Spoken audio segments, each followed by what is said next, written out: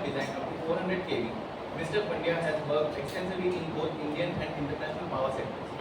He is a passionate knowledge sharer, having delivered over 1,000 hours of training sessions across industries and academic institutions.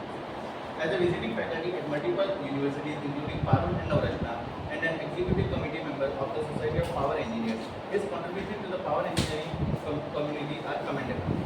Let us extend a warm welcome to him by giving him a great round of applause. I now request Sundaram Pandya sir to kindly come forward and present him a bouquet as a token of appreciation.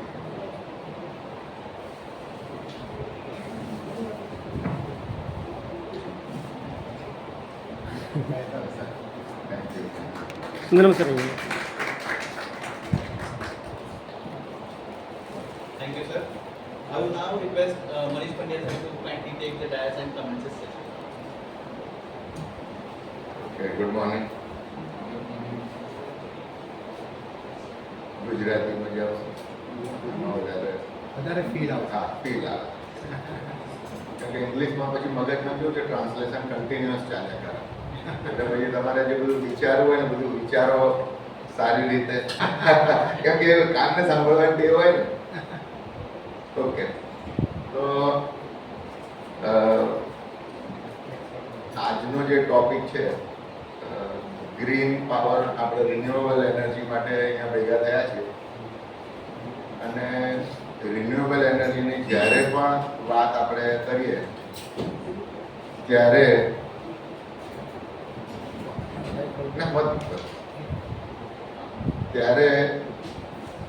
Renewable energy જેટલી પણ આપણે generate કરીએ છીએ અત્યારે ગુજરાતમાં લગભગ એવું સમજો કે 14,000 મેગાવોટ, બહુ આમ વધારે પડતો એક્સટેન્સિવ આંકડો છે.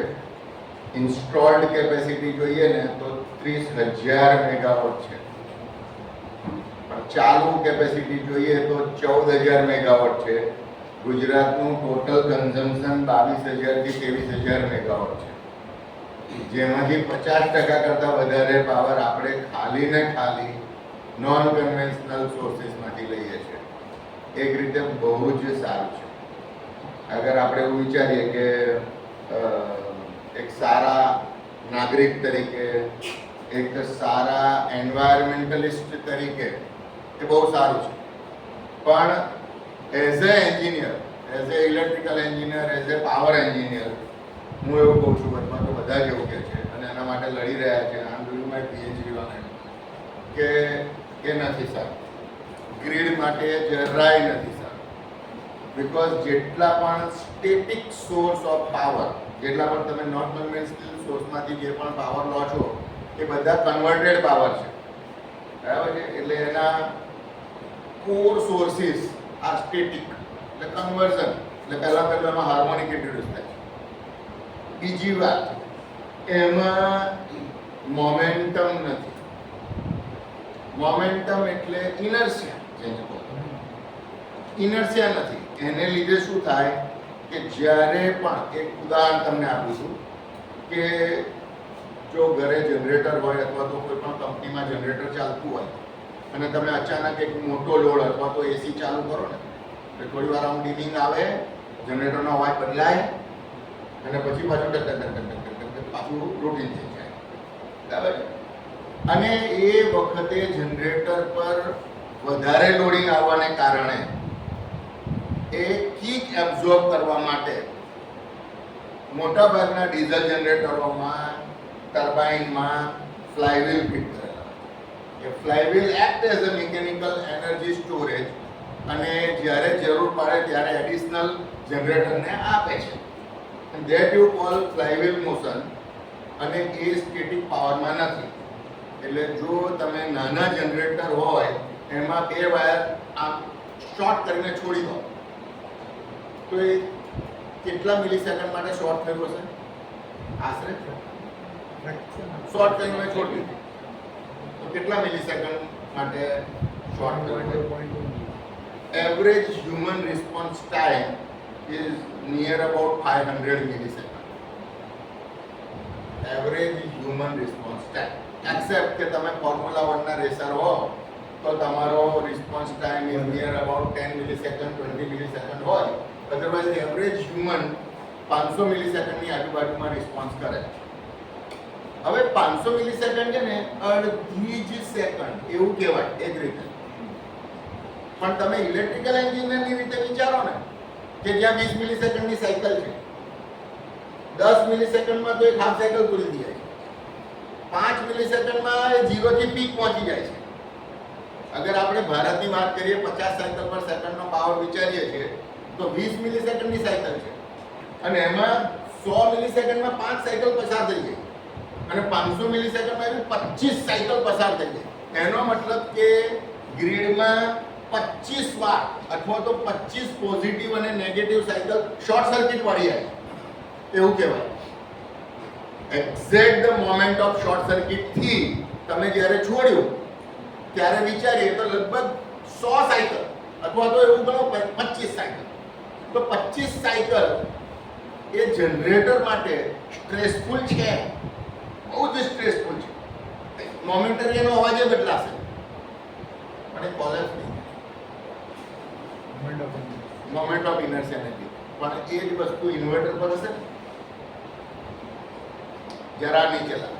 આ કરેલો પ્રયોગ તમને ઇન્વર્ટરના ટર્મિનલમાં તમે શોર્ટ કરો ઇમિડિયેટ ટ્રીપ થઈ જાય, તરત જ ટ્રીપ થઈ જાય. અને એટલા માટે હવે ઇન્વર્ટર વાળા એક સ્પેશિયલ માર્કેટિંગની લાઈન બોલે છે, અમારા ઇન્વર્ટર એસી ચલાવે છે, અમારા ઇન્વર્ટર પાણીની મોટર ચલાવે છે, આવું બોલે છે. તમે જોજો હવે ઇન્વર્ટર લેવા જાઓ તો એવું બોલે છે. એટલે એમાં એક ટ્રીપિંગને બદલે એમાં એક ઇન્ડક્ટર ઇન્ટ્રોડ્યુસ કર્યું છે, સિરીઝ ઇન્ડક્ટર કહે છે લોકો. અને એ સિરીઝ ઇન્ડક્ટરથી લોડ ચેન્જ વખતે એ ઇન્ડક્ટર પોતે ચેન્જ ઓફ લોડનો અપોઝ કરશે અને ઇમ્પેક્ટ સર્કિટ પર આવશે જ. એના માટે જે સ્વિચિંગ ડિવાઇસ આવે, મોસ્ફેટ છે, એસસીઆર છે, એફએટી છે, જે પણ છે, આઈજીબીટી છે, એ દરેક સાધનોની કેપેસિટી એન્હાન્સ કરી છે અને મોટા સાધનો લીધા છે કે જેથી કરીને શોર્ટ સર્કિટ એલાવ કરે અને પછી આગળ વધારે અને પછી એ તમને એવું કહી શકે કે મોટરે ચલાવશે. બરાબર છે. આ ડિસ્કસ એટલા માટે કરી રહ્યો છું કે ગ્રીડમાં જ્યારે તમે કોઈ પણ પ્રકારનો પાવર પેદા કરશો, એ ઇન્વર્ટ કરીને કરશો, જનરેટર ડાયરેક્ટ સિરીઝ કરશો, પેરેલલ કરશો, આ દરેક વખતે પાવરને વોલ્ટેજ લેવલ ચેન્જ કરી અને ગ્રીડમાં મોકલવાની જરૂર પડશે અને દરેક વખતે ટ્રાન્સફોર્મર પિક્ચરમાં આવશે. બરાબર છે. અને એ ટ્રાન્સફોર્મર પિક્ચરમાં આવશે તો હવે પ્રોબ્લેમ શું થયા છે કે ટ્રાન્સફોર્મરમાં જ્યારથી ટ્રાન્સફોર્મર બન્યું ઇટ ઇઝ લાઈક ટ્રેક્ટર. તમે જ્યારે નાના હતા, જન્મ્યા હતા અને ટ્રેક્ટર જેવું દેખાતું હતું, ટ્રેક્ટર આજે એવું જ દેખાય છે. એનો મતલબ કે એ ડિઝાઇન એટલી બધી ઓપ્ટિમાઇઝ હતી કે અત્યાર સુધી એને સુધારવાની કોઈ જ જરૂર પડી નહીં. તમે સમજ્યા? એવી રીતે ટ્રાન્સફોર્મર જ્યારે ફિલ્ડમાં આવ્યું થી લઈને લગભગ એમાં બહુ માઇનોર સુધારા થયા છે અને એ સુધારા એ મટીરિયલને લીધે સુધારા થયા છે. ડિઝાઇન પોઈન્ટ ઓફ વ્યૂ નહીં. Design point of view the type of transformer has introduce. દાખલા તરીકે ઓટો ટ્રાન્સફોર્મર આયા, આઇસોલેશન ટ્રાન્સફોર્મર આયા, બહુ બધા અલગ અલગ ટ્રાન્સફોર્મર એ વેરાયટી થઈ. એ વેરાયટીમાં કોઈ ઇમ્પ્રુવમેન્ટ બેઝિક ટ્રાન્સફોર્મરમાં ઇમ્પ્રુવમેન્ટ નહીં આવે. પણ આજે આપણે એવા અમુક થોડાક મુદ્દા ચર્ચા કરીશું કે જેમાં ટ્રાન્સફોર્મરમાં મટીરિયલને લીધે અથવા તો ટેકનોલોજીને લીધે આપણે શું ઇમ્પ્રુવમેન્ટ કર્યું. અને મેં તમને જે કીધું કે જ્યારે પણ કીક આવે ત્યારે સ્ટેટિક લોડ કોઈ અથવા સ્ટેટિક સોર્સ એ એની પોતે સોર્સ ને મતલબ આ લોડને વધારે સમય સુધી વધારે કરંટ પ્રોવાઈડ કરવાની કેપેસિટી એની નથી હોતી. એટલે તમારે એવું વિચારવું પડે કે જે કિકિંગ લોડ છે એ દરેક કિકિંગ લોડને કિક કેવી રીતે ઘટાડવી. બરાબર છે. અને એના માટે મોટર માટે બધાએ ઇન્ટ્રોડ્યુસ કર્યું. શું ઇન્ટ્રોડ્યુસ કર્યું? મોટરની કિક ઘટાડવા માટે આપણે શું ઇન્ટ્રોડ્યુસ કર્યું? soft starter or let us say BFD in general. બરાબર છે કે વેરિયેબલ ફ્રીક્વન્સી ડ્રાઈવ અથવા તો વેરિયેબલ ફ્રીક્વન્સીની મિકેનિઝમનો ઉપયોગ કરી અને આપણે મોટરની કિકને રોકીએ. બરાબર છે. હવે એ જ વસ્તુ હું એવું કહું કે મોટર જેવું જ એક બીજું સાધન લગભગ સેમ ફંડામેન્ટલ પર જ ચાલવાવાળું સાધન છે ટ્રાન્સફોર્મર અને મોટરમાં બહુ ફરક નથી. બરાબર છે. મોટરની અંદર સેકન્ડરી ફરે છે અને ટ્રાન્સફોર્મરમાં સેકન્ડરી ફરતી નથી. બસ આટલો જ ફરક. મોટરમાં ઇન્ટેન્શનલ એર ગેપ રાખી છે અને ટ્રાન્સફોર્મરમાં આપણે એર ગેપ એવોઇડ કરી છે. બસ આટલો જ ફરક. બાકી બધું જ સરખું. બંનેના ઇક્વેશન હોય બહુ બધા સરખા. તમે તો બધા બહુ બધા ટીચિંગમાંથી છો એટલે એ બધી આપણે ચર્ચા નહીં કરીએ. પણ હવે એ ટ્રાન્સફોર્મરને જ્યારે તમે ચાલુ કરો એટલે આપણે આમ રોમાં અત્યાર સુધી બધા કહેતા હતા કે 10 ટાઈમ્સ ચાર્જિંગ કરંટ લે. એની ફિનોમિના આપણે સમજાવીએ છીએ કે ચાર્જિંગ કરંટ કેમ લે છે. બહુ જ બધી કોલેજમાં હું જ્યારે ગયો છું ત્યારે મેં દરેક શિક્ષકોને વિનંતી કરી છે, તમને કહું છું કે ટ્રાન્સફોર્મર ચાર્જિંગ વખતે વધારે કરંટ કેમ લે છે. એ કેમનો જવાબ છોકરાઓને શીખવાનો બહુ જ જરૂરી છે. જ્યાં સુધી એને કેમનો જવાબ નહીં આવડે ને ત્યાં સુધી એને ટ્રાન્સફોર્મરની અંદર શું બની રહ્યું છે ને કંઈ ખબર નહીં પડે. જો એ ફંડામેન્ટલ આવડશે ને તો ફેરાડેના લો બધા કેવા છે કે લો ગોખાવાની જરૂર છે અને ટ્રાન્સફોર્મરના ફંડા શીખવાડવાની જરૂર છે. એને બદલે આપણે ત્યાં છે ને ઊંધી મિકેનિઝમ કે લો આપણે શીખવાડીએ છીએ અને ટ્રાન્સફોર્મરના ફંડા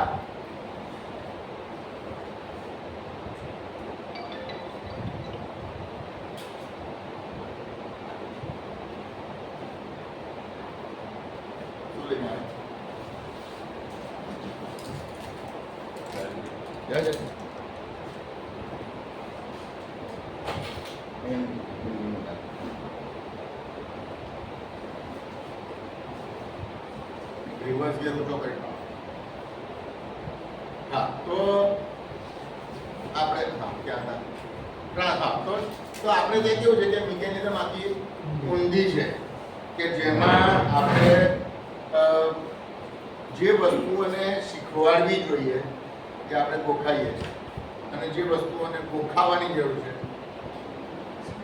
તું ગયા પછી લઈ જઈશ એ વસ્તુ આપણે શીખવાડતા નથી. અને આ ચર્ચા દરેક કોલેજમાં, દરેક યુનિવર્સિટીમાં, દરેક સ્ટાફ જોડે મારી થાય છે કે fundamental are very week.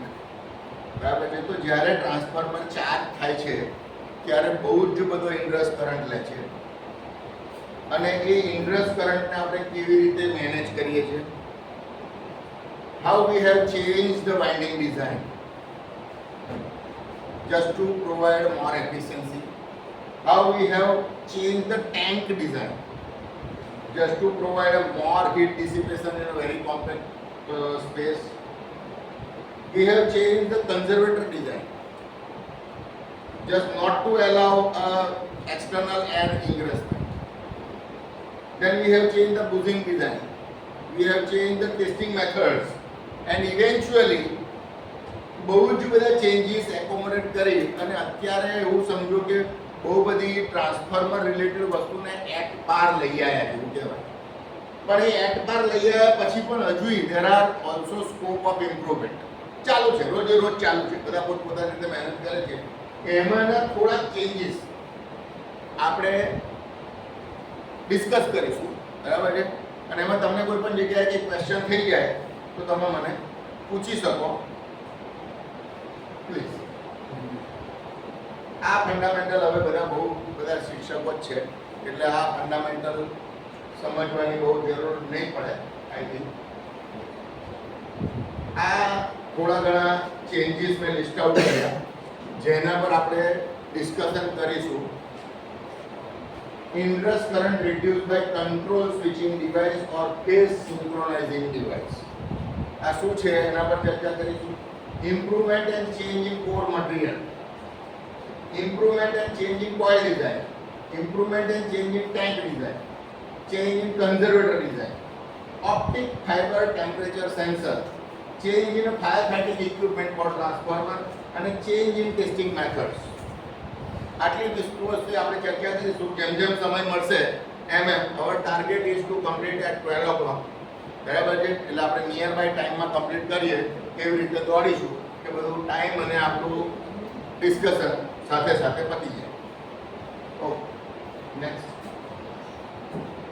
Okay, હવે અહીંયાથી છે ને બહુ એક નાની આપણે ટેકનિકલ ડિસ્કશન બંને બાજુ કરીશું કે જેથી કરીને મને ખ્યાલ રહે કે મારે કેટલું હજુ અંદર જવાનું કે કેટલું ઉપર રહેવાનું. બરાબર છે? તો તમે બીએચ કર્વ ભણાવો છો બધા. બીએચ કર્વ છે કે તમે જ્યારે કોઈ પણ કોરના મટીરિયલને મેગ્નેટાઇઝ કરો અને પછી ડીમેગ્નેટાઇઝ કરો તો એનર્જી ઓફ મેગ્નેટાઇઝિંગ અને એનર્જી ઓફ ડીમેગ્નેટાઇઝિંગ માં ડિફરન્સ હોય છે. બરાબર છે? એમાં આપણે પોલારિટી રિવર્સલની પણ ચર્ચા કરીએ છીએ. બરાબર છે? તો એનો મતલબ કે જેટલી એનર્જીમાં કોર મેગ્નેટાઇઝ થઈ જાય છે એના કરતાં વધારે એનર્જી ડીમેગ્નેટાઇઝિંગમાં લે છે એવું કહેવાય. હવે એને લીધે શું થાય છે કે જે એક્સ્ટ્રા એનર્જી જે લીધી એ BH કર્વની થિકનેસ બનાવે છે અને that you known as hysteresis loss. બરાબર છે?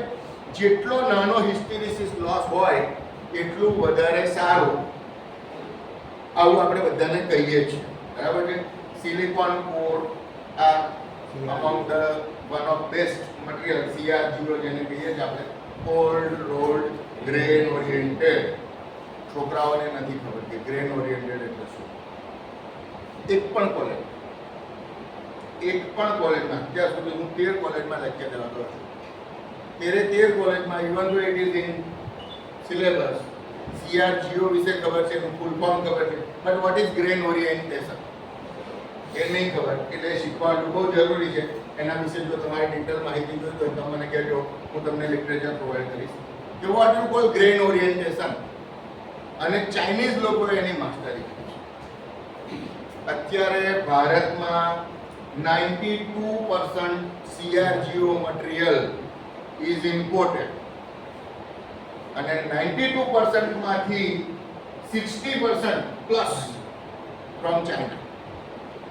બીજું બધું આવે છે જર્મનીથી, ફ્રાન્સથી, પછી રશિયાથી. હમણાં રશિયામાં આપણે ઓછું કર્યું કેમ કે પેલા ઝઘડા ચાલે છે એના કેપને લીધે, એટલે ચાઇનીઝ મટીરિયલ મોંઘું થાય અને બહુ બધા કોર ડીલે છે.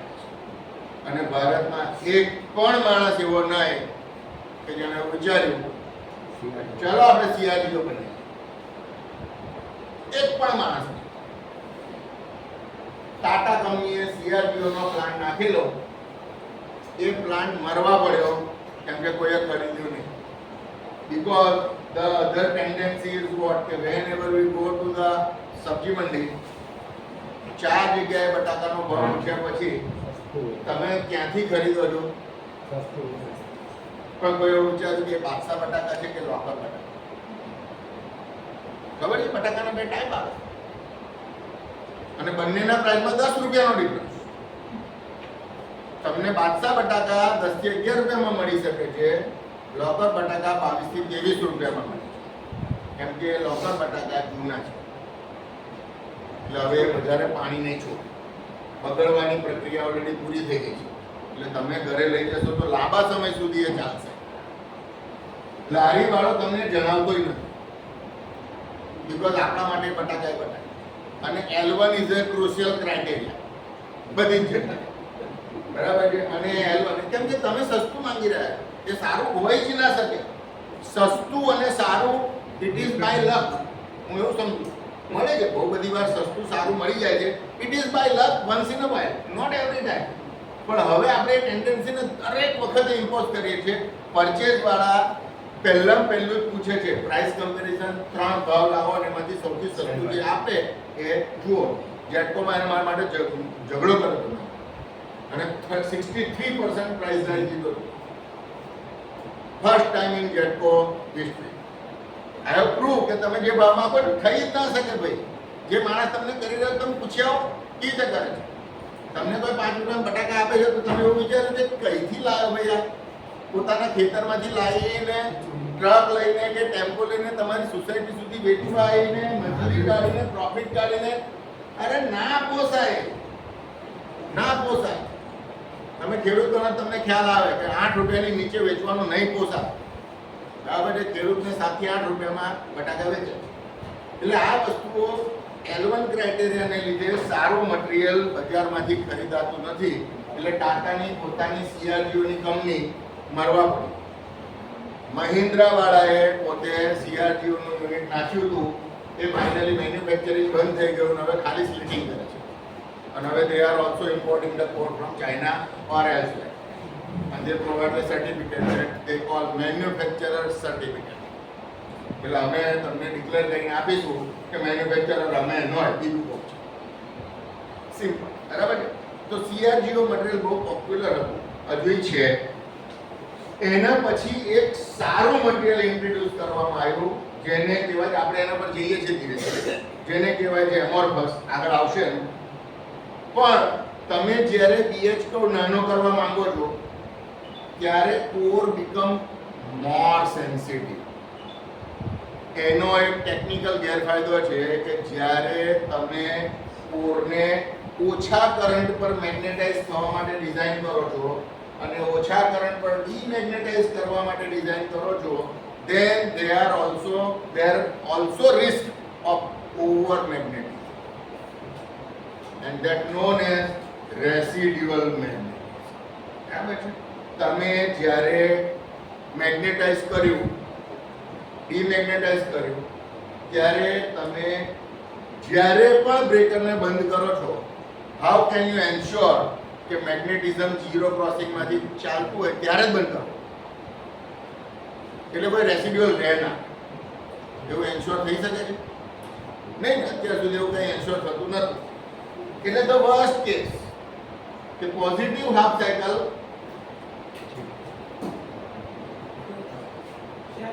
પેન ડસ્ટર અહીં નથી.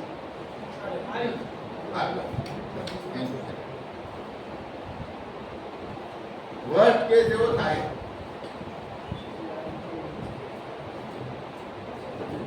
આ જગ્યાએ વી મેક્સિમમ ચાલતા હતા અને આમાં છે ને મોટે ભાગે બધા જોડે એવું બનતું હોય કે 100 માંથી એક જણા જોડે જે બનવાનું હોય ને, આપણી જોડે જ બને. આ નિયમ જ છે કે ડોક્ટર તમને એવું કે ઘરે આ બીમારી તો વેરી રેર, એટલે આપણા નથી. અને એ રેરેસ્ટ ફિનોમિના બજારમાં વર્ષો સુધી બનતી હતી. બરાબર છે? કે જ્યારે તમે ટ્રાન્સફોર્મરને ટ્રીપ કર્યું ત્યારે પોઝિટિવ હાફ સાયકલના પીક પર હતું. દાખલા તરીકે, okay, it is not all the time, just for example, કે પીક પર હતું ત્યારે મેગ્નેટિઝમ પણ આપણે હમણાં લેગિંગ ગણતા નથી, કે પછી આગળ આપણે કરીશું કે 90 ડિગ્રી લેગ આપે.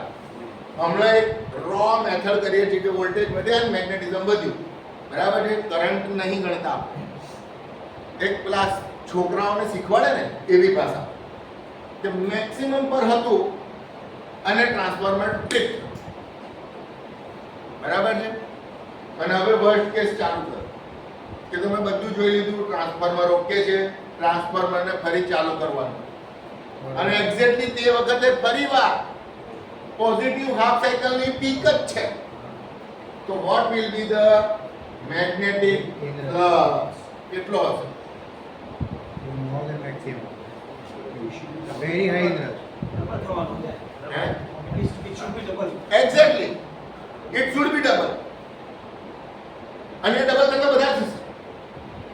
એનું કારણ શું છે કે જ્યારે આપણી ઓપ્ટિમમ ડિઝાઇનો કહેવાય ને, L1 વાળી ડિઝાઇન, ત્યારે એવું સમજો કે હું આને હવે BM નથી લખતો, હવે આને હું લખું છું M. બરાબર છે? તો આ 5S છે કે જ્યાં કોર સેચ્યુરેટ થઈ જવાનું છે. અને હવે શું થશે કે અહીંયા આટલું મેગ્નેટિઝમ હતું અને ફરી એક્ઝેક્ટ 0 માંથી ચાલુ થઈ રહ્યું છે અને ફરી એ મેગ્નેટિઝમ એડ થશે એટલે આ આમ જશે. એક્ઝેક્ટલી ટોચ નહીં બને, થોડી બોલાઈ રહેશે પણ હાઈટ ના પહોંચી મળે. બરાબર છે? એટલે સેચ્યુરેશન ની બહાર, અને જ્યારે સેચ્યુરેશન ની બહાર જાય એટલે તમે બીજું એક વસ્તુ ભણાવો છો જેને તમે કહો છો ની પોઈન્ટ વોલ્ટેજ. બરાબર? ની પોઈન્ટ વોલ્ટેજ સિલેબસમાં છે. જ્યારે સીટી એક્યુરેસી ક્લાસ બધું ભણાવીએ છીએ ત્યારે એની અંદર ની પોઈન્ટ વોલ્ટેજ ભણાવીએ જ છે.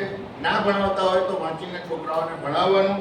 ઇઝ મોસ્ટ ઇમ્પોર્ટન્ટ ક્રાઇટેરિયા ફિલ્ડમાં. જ્યારે પણ એને સીટી પીટી જોડે રમવાનું થશે ત્યારે એમાં પીટીની કે સીટીની અંદર એક સ્પેશિયલ કોર આવે જેને કહેવાય પીએસ ક્લાસ, પ્રોટેક્શન સ્પેશિયલ જેને એવું કહેવાય. 3 ટાઈપના જનરલ કોર આપણે વાપરીએ છીએ. એક છે મીટરિંગ કોર, બરાબર છે, જેના ક્લાસ 0.1 થી લઈ અને 1 ક્લાસ સુધી હોય. 0.1, 0.2, 0.5 અને 1 આ બહુ કોમનલી વપરાતા કોર છે. એક્યુરેસી ક્લાસ કહેવાય છે ને. બીજું આવે છે પ્રોટેક્શન ક્લાસ, જેમાં 5P10, 5P20, 3P10, 3P20 આ આટલા વેરાયટીના આવે છે. અને ત્રીજું આવે છે પીએસ ક્લાસ, જેમાં કોઈ પણ પ્રકારનું લખેલું આવતું નથી.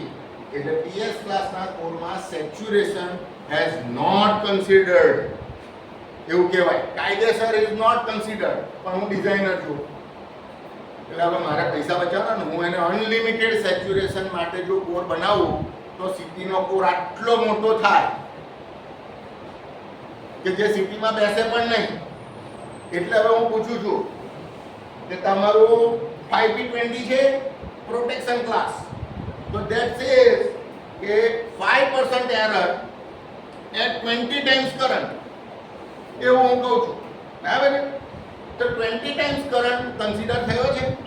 તો 600 એમ્પિયર હોય કે 100 એમ્પિયર હોય તો 20 ટાઈમ્સ કરંટ અને પ્લસ 100% માર્જિન, એટલે 40 ટાઈમ્સ કરંટ કરતા વધારે જવાનો નથી. છતાંય આઈએસ એવું કહે છે કે ફોલ્ટ લેવલ સુધી જવું પડે. બરાબર છે? એટલે તમે એમાં ફોલ્ટ લેવલ આવે છે 25 કિલો એમ્પિયર, 32 કિલો એમ્પિયર અથવા 31.5 કિલો એમ્પિયર અને 63 કિલો એમ્પિયર અથવા 62.5 કિલો એમ્પિયર. આ જે કંઈ ફોલ્ટ લેવલ માટે તમે ડિઝાઇન કર્યું હોય એટલા ફોલ્ટ કરંટ પર પણ કોર સેચ્યુરેટ ના થવો જોઈએ. That is the condition. એટલે ફોલ્ટ કર્યા પછી સીટીને સેચ્યુરેશન માટે મેજર કરીએ ત્યારે ની પોઈન્ટ વોલ્ટેજ કરવાના આવે. અને ની પોઈન્ટ વોલ્ટેજ એવું કહે છે કે મેગ્નેટિક કોરની અંદર આપેલા વોલ્ટેજ અને વહેતો કરંટ નો ગ્રાફ ની પોઈન્ટ સુધી લિનિયર છે. ની પોઈન્ટ પછી એ નોન લિનિયર બને છે. એટલે એ ગ્રાફ આવો આવે છે અને આ પોઈન્ટને તમે ની પોઈન્ટ કહો. બરાબર છે?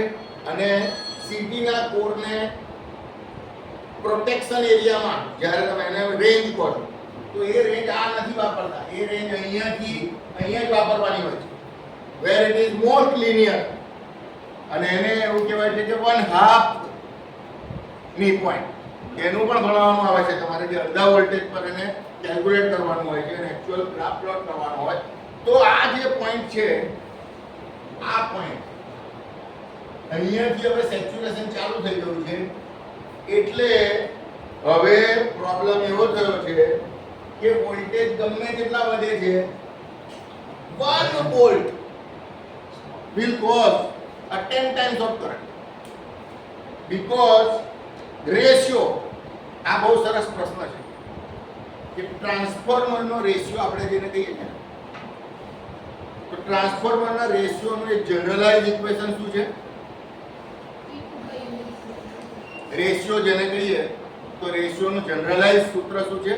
V1 by V2 is equal to I2 by I1 is equal to N1 by N2. Agree? એક પણ ચોપડીમાં આ સાચું નથી અને તમે પણ સાચું નથી. નીચે એસ્ટ્રિકમાં જ લખવી પડે. જેવી રીતે કન્ડિશન એપ્લાય હોય છે ને એવું લખવું પડે. કન્ડિશન એપ્લાય કે we are assuming that transformer is within saturation limit, out of saturation આ રેશિયો છે જ નહીં. સમજ્યા? Linear motion. આ મહત્વની વસ્તુ એક પણ ચોપડી વાળાએ મેં અતુલ પ્રકાશન વાળાને લખીને મોકલાયું હતું કે તમે ત્યાં એસ્ટિક માર્ક લખો તો એને મને એવો રેફરન્સ મોકલ્યો, ડીએલ જરાગામાં નહીં લખ્યું. નહીં, કોઈ માણસ કૂવામાં પડે છે that doesn't mean કે આપણે પડવું. તમને તો જ્ઞાન થઈ ગયું હોય ને આપણા નોલેજ માટે દુનિયામાં લોકો રેફરન્સ લેતા હોય તો આપણે તો કોઈનું જોઈને ભૂલ ના કરાય ને. એટલે હવે જ્યારે તમે ભણાવો ત્યારે નીચે એસ્ટિક માર્ક લખજો અથવા તો બોલજો કે within saturation limit your ratio is okay. એટલે ratio always stay correct if you are operating within the saturation limit. Out of saturation limit ની પોઈન્ટ વોલ્ટેજની બહાર તમે જાઓ એટલે રેશિયો નથી. એને યુનિફોર્મ ના કહેવાય કે રેશિયો કઈ વિચિત્ર જ થઈ જાય અને એ વિચિત્ર રેશિયોને કારણે પેલી પીક જનરેટ થાય. એ પીક છે કે તમે the change of minor voltage will also cause kind of a short circuit current. બરાબર છે? જરાક જ વોલ્ટેજ બદલાશે તો શોર્ટ સર્કિટ જેટલો કરંટ જશે અને એ શોર્ટ સર્કિટ કરંટ વધારે મેગ્નેટિક ફિલ્ડ પેદા કરશે. that will cause more hysteresis loss. તો out of saturation limit your core will be heated. ખરાબ ક્લાસ પૂરું થઈ ગયું કહેવાય. એટલે હવે એને જતું રોકવા માટે તમારે આઈડેન્ટિફાઈ કરવાનું કે લાસ્ટ ટાઈમ જ્યારે મેં ટ્રાન્સફોર્મર બંધ કર્યું તો મેક્સિમમ પર કર્યું હતું તો દર વખતે કંઈક ઓસિલોસ્કોપ પર જોઈને ટ્રીપ કરવાનું કે આવી ગયું. અને એવું તો થવાનું નહીં બીકોઝ આપણે હમણાં જ જોયું અને આ મેં આપેલો ટાઈમ તમને કહું છું કે બ્રેકરને ટ્રીપ કરી અને પાછું ન્યુટ્રલ લાવવાનું ઇટ ટેક્સ 500 મિલિસેકન્ડ. મેજર કરવાનો ટાઈમ તમને કહું છું. રિલે કેલિબ્રેશનની કિટ પર કોન્ટેક્ટના કેલિબ્રેશન મૂકી અને સ્ટાર્ટ સ્ટોપ તો 500 મિલિસેકન્ડ થયો.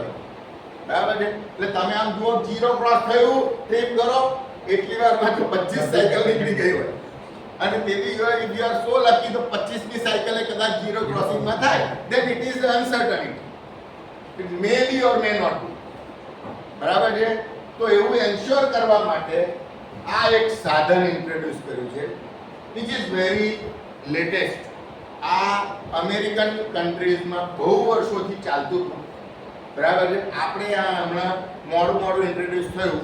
છેલ્લા 15 વર્ષમાં હવે 220 kV એન્ડ એબોવ ટ્રાન્સફોર્મર માટે it has become mandatory. બરાબર છે? તો આ મેન્ડેટરી ઇક્વિપમેન્ટનું નામ છે કંટ્રોલ સ્વિચિંગ ડિવાઇસ અથવા તો ફેઝ સિંક્રોનાઇઝિંગ ડિવાઇસ. બંનેનું કામ એક જ છે. એક જે છે ને એ ત્રણેય ફેઝ માટે કોમન કમાન્ડ આપે છે અને બીજા નંબરનો જે છે 3 ફેઝ માટે 3 અલગ કમાન્ડ. બસ આટલો ફેર છે કે આપણે આગળ ચર્ચા કરી. આ જે છે અને ઇન ડેપ્થ સમજાવવાનો સમય આપણી પાસે નથી રહ્યો પણ છતાંય વોલ્ટેજ રેફરન્સ છે 90 ડિગ્રી ફેઝ શિફ્ટ કન્સિડર કરી છે. બ્લુ કલરનો કરંટ છે અને મેકિંગ ઓફ કોન્ટેક્ટ અથવા ક્લોઝિંગ ઓફ કોન્ટેક્ટ આપણે કન્સિડર કરીએ છીએ. CST માં યુ કેન એન્શ્યોર કે હું ગમે ત્યારે ટ્રીપ કમાન્ડ કે ક્લોઝ કમાન્ડ આપું. બરાબર છે? મારો કમાન્ડ ડાયરેક્ટ બ્રેકરને જશે નહીં. there is intermediate instrument that known as CSD. તો CSD ને તમે કમાન્ડ આપ્યો ઓન. હવે CSD ને પહેલેથી પ્રોગ્રામ કરવું પડે. It is not that easy કે ભાઈ CSD બધું કરી લે. ઇટ ઇઝ અ ઇન્સ્ટ્રુમેન્ટ કે જે 0 ક્રોસિંગ મેજર કર્યા કરે છે. હમણાં 0 ગયો, હમણાં 0 ગયો, હમણાં 0 ગયો, હમણાં 0 ગયો અને બધા 0 ક્રોસિંગ છે ને એ આવી રીતે લેબલ આઉટ કરે છે કે હમણાં 0 ગયો, હમણાં 0 ગયો અને વોલ્ટેજના 0 ને અને કરંટના 0 ને પણ લેબલ કરે છે. અને હવે તમે રેસિડ્યુઅલ મેગ્નેટિઝમ જેને કહેવાય એ તમને મેન્યુફેક્ચરર પ્રોવાઈડ કરે કે જ્યારે 0 માંથી પાસ થઈ જાય પછી કોરમાં કેટલું મેગ્નેટિઝમ રહી ગયું. આને તમારે ફિલ્ડમાં એનાલિસિસ કરવું હોય then you need oscilloscope બરાબર છે, અને ડીસી સોર્સ, અને યુ કેન લિટરલી એનાલાઇઝ કે કેટલું રેસિડ્યુઅલ રહી ગયું, બરાબર છે. અને એ રેસિડ્યુઅલના બેઝ પર આગળ તમારે કેલ્ક્યુલેટ કરવાનું છે કે એકચ્યુઅલ આટલું રેસિડ્યુઅલ મેગ્નેટિઝમ રહ્યું છે, તો હું વેવફોર્મના કયા ઇન્સ્ટન્ટ પર ટ્રાન્સફોર્મરને ઓન કરીશ તો નેક્સ્ટ પીક પર ઓવરઓલ મેગ્નેટિઝમ એ આ લિમિટને ક્રોસ નહીં થાય. પ્યોરલી કેલ્ક્યુલેશન, બધું જ. કોઈ પણ માણસ પેન પેપર લઈને નથી કરતું. બધા જ માણસો ઈટેપમાં સિમ્યુલેશન કરે છે, અથવા તો અલગ અલગ પોતાના પ્રોપ્રાઇટરી સોફ્ટવેરમાં, અથવા તો જે કોઈ માણસો અમારા જેવા જેણે એક્સેલ શીટો બનાવી હોય એ એક્સેલ શીટમાં ડેટા એન્ટ્રી કરે છે અને એના પરથી કેલ્ક્યુલેટ કરે છે કે કયા ઇન્સ્ટન્ટ પર આપણે બ્રેકરના કોન્ટેક્ટને ઓન કરવો.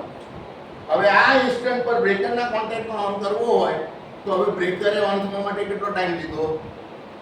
કારણ કે બ્રેકરે પોતે ડિલે કરશે ને. It is near about 80 millisecond. એટલે 4 સાયકલ તો બ્રેકર પોતે ખાશે. રિલેનો પોતાનો ટાઈમ, અથવા તો જે મોમેન્ટ પર તમે કોન્ટેક્ટ કર્યો થી પછી સીએસડી નો પોતાનો ઇવેલ્યુએટિંગ ટાઈમ, બરાબર છે. આ બધું એડઅપ કરવાનું, અને ત્યાર પછી હું જ્યારે એવું કહું કે બ્રેકર ઓન, તો એક્ઝેક્ટ આટલી મિલિસેકન્ડ પછી એક્ઝેક્ટ નિયરેસ્ટ જે 0 આવે ત્યારે મારે કરવાનું છે, તો હું એટલી મિલિસેકન્ડ પહેલા ઓન કમાન્ડ છોડીશ. એટલે હું અહીંયા ઓન કમાન્ડ છોડ્યો તો બ્રેકર ઓન થવાનું ચાલુ થયું, અને ઇન બિટવીન 2-3 સાયકલો ગઈ, અને એક્ઝેક્ટ અહીંયા જ્યારે કોન્ટેક્ટ ક્લોઝ થવાના હશે ત્યારે you are catching the moment, એવું કહેવાય. કેચિંગ ધ મોમેન્ટ, એ એક્ઝેક્ટ મોમેન્ટ પર કોન્ટેક્ટ ક્લોઝ થશે અને ટ્રાન્સફોર્મરનો મેગ્નેટાઇઝિંગ કરંટ જે 10 ટાઈમ્સ છે, it will be not more than 2 to 3 times. બરાબર છે. બહુ ગજબ રિડક્શન જેને કહેવાય. એને લીધે જ્યારે પણ ટ્રાન્સફોર્મર ચાર્જ કરતા હતા, એ જૂની રિલે હું તમને ફોટો બતાડું છું, વર્ષો પહેલા જ્યારે ટ્રાન્સફોર્મર ચાર્જ કરતા હતા તો ડિફરન્શિયલ રિલેને અને ઓવર કરંટ રિલેને આમ બહાર કાઢી લેવાની, સમજ્યા તમે? બાકી ટ્રાન્સફોર્મર ચાર્જ થાય જ નહીં. ઇટ ટેક્સ 10 ટાઈમ્સ કરંટ, એટલે શોર્ટ સર્કિટ સમજો. ઇનપુટમાં આટલો બધો કરંટ ગયો, આઉટપુટમાં કોઈ કરંટ નહીં, એટલે ડિફરન્શિયલ સમજે. બરાબર છે. એટલે બધી રિલે કાઢી લેતા હતા. એટલે જ્યારે 20 વર્ષ પહેલા જ્યારે હું ફિલ્ડમાં 2-4 વર્ષ જૂનો હતો, and then I was surprise કે સૌથી મોંઘામાં મોંઘું સાધન સબસ્ટેશનનું, કે જેના માટે આખું સબસ્ટેશન બનાવ્યું છે, બરાબર છે. બ્રેકર એ ટ્રાન્સફોર્મરને ઓપરેટ કરવા માટે છે, સીટીપીટી એ ટ્રાન્સફોર્મરનો કરંટ માપવા માટે છે, અને ત્યાર પછીના એલએ લાગેલા છે ટ્રાન્સફોર્મર પ્રોટેક્શન માટે છે. બધું જ ટ્રાન્સફોર્મર માટે છે. અને જ્યારે એને ચાલુ કરવાનું ત્યારે સમજો કે બધા પ્રોટેક્શન કાઢી. એનો મતલબ ચાર્જિંગ ફેલ્યોર થાય તો પ્રેમથી બસ પેલું વિસ્ફોટ થવાનો હોય. અને એવા બહુ વિસ્ફોટ જોયા છે, વિટનેસ કર્યા છે. અત્યાર સુધી 3 વિસ્ફોટ તો જોયા જ છે, જેમાં આમ મરતા બચી જાય. એટલે જ્યારે ટ્રેનિંગ લેવા જવું ને, કોઈ છોકરાને ઇલેક્ટ્રિકલ વાળા હોય ને, એમને પૂછ્યું કેટલા લોકોને બીક નહીં લાગે? બધા, બહુ બધા લોકોના ઉત્સાહમાં છે મને બીક નહીં લાગે. આ બધા મરવાના. હા, કેમ કે ઇલેક્ટ્રિકલમાં તમને બીક ના લાગે એનો મતલબ તમારે મરવું જ પડે. કેમ કે જ્યારે તમને બીક ના લાગે ને, તમે નિશ્ચિંત થઈ જાઓ. અને એનું બેસ્ટ ઉદાહરણ છે કે રોડ પર જતા હોય ત્યારે કઈ સાઈડ પર તમે ચાલો તો યુ આર મોર સેફ. તમે રોંગ સાઈડ પર ચાલતા હોય યુ આર મોર સેફ. કેમ? યુ આર કોન્શિયસ કે આઈ એમ મેકિંગ મિસ્ટેક. અને એ કોન્શિયસનેસને લીધે આમાં દબાઈ ચાલો, એટલે રોંગ સાઈડ પર એક્સિડન્ટ થવાના ચાન્સીસ બહુ ઓછા. આપણે કોઈને એવું કહેતા નથી, પણ તો એ રોંગ સાઈડ પર બહુ ઓછા ચાન્સીસ છે. રાઈટ સાઈડ પર યુ ડેમ કોન્ફિડન્ટ, આ મારી લાઈન છે, તાર ગવા તો થઈ ગયા. યુ આર ડેમ કોન્ફિડન્ટ કે આમાં કઈ પ્રોબ્લેમ, એટલે એક્સિડન્ટ થાય. એટલે જ્યારે તમારી પાસે વધારે કોન્ફિડન્સ હોય, then there are quite chances to have mistake. તો આ મોમેન્ટ પકડવાની વાત છે ક્લોઝ કરતી વખત. બરાબર છે. અને એને લીધે અહીંયા બતાડેલું છે કંટ્રોલ ક્લોઝ કમાન્ડ, અહીંયાથી ક્લોઝ કમાન્ડ આપી દીધો છે, પણ કંટ્રોલ ક્લોઝ કમાન્ડ અહીંયાથી ડીલે થયો છે. કેટલો ડીલે થયો? એને ડીલે આઈડેન્ટિફાઈ કર્યો છે. ઇટ ઇઝ ઇન્ટેન્શનલ ડીલે, એટલે એ delay should be as minimum as possible. It is not that કે હવે ઇવેલ્યુએટ કરું છું ને હવે જ્યારે ઓન કરવાનું આવશે ત્યારે જોઈશ, એવું નહીં. તો relay should analyze a nearest possible point, અને નિયરેસ્ટ પોસિબલ પોઈન્ટ માટે એડવાન્સમાં જેટલો પહેલા કમાન્ડ આપવાનો હોય એટલો તરત છો. એટલે તમને you want feel that delay. તમે ઓન કર્યું એટલે તમને એવું લાગે કે it was kind of instantaneous, પણ એણે એ ઝીરો ક્રોસિંગ પકડ્યું છે. સેમ વે છે કંટ્રોલ ઓપનિંગ. કંટ્રોલ ઓપનિંગમાં ગ્રાફ અહીંયા ભૂરો કરી દીધો કેમ કે હવે એ કરંટના રેફરન્સમાં છે. જ્યારે તમે બ્રેકરને ચાલુ કરવા માંગો છો, ટ્રાન્સફોર્મરને ચાર્જ કરવા માંગો છો, ત્યારે કરંટ છે નહીં, અને કરંટ આવવાનું કારણ હશે વોલ્ટેજ. એટલે તમે વોલ્ટેજના વેવફોર્મનો ઝીરો ક્રોસ ચેક કરશો, પણ જ્યારે ટ્રિપિંગ કરવાનું છે ત્યારે કરંટ છે અને you are breaking the current. બરાબર છે. અને ભારતમાં અથવા તો દુનિયામાં બનતા 98% બ્રેકર એવા 3 કે 4 જ બ્રેકર છે કે જે લોકો ઝીરો ક્રોસને નહીં માનતા. બાકી બધા 98% breaker they are operating on zero crossing fundamental. એ આ ક્વિંચ કરે છે ઝીરો ક્રોસિંગ. અને એટલા માટે આપણા ભારતમાં ડીસી બ્રેકર આપણે બનાવી નહીં શકતા. વિચાર્યું નહીં, કોઈએ નહીં વિચાર્યું, અને હજુ નથી વિચારતા. બરાબર છે. આપણે ઘણા બધા પાછળ રહી ગયા કેમ કે આપણે ઘેટાશાહીની અંદર રહેવા ટેવાઈ ગયા છે. બરાબર છે. અને એનું શ્રેષ્ઠ ઉદાહરણ મેં તમને પેલું બટાકાનું કીધું. બાજુવાળી બેને જે બટાકા લીધા છે એ બેસ્ટ છે.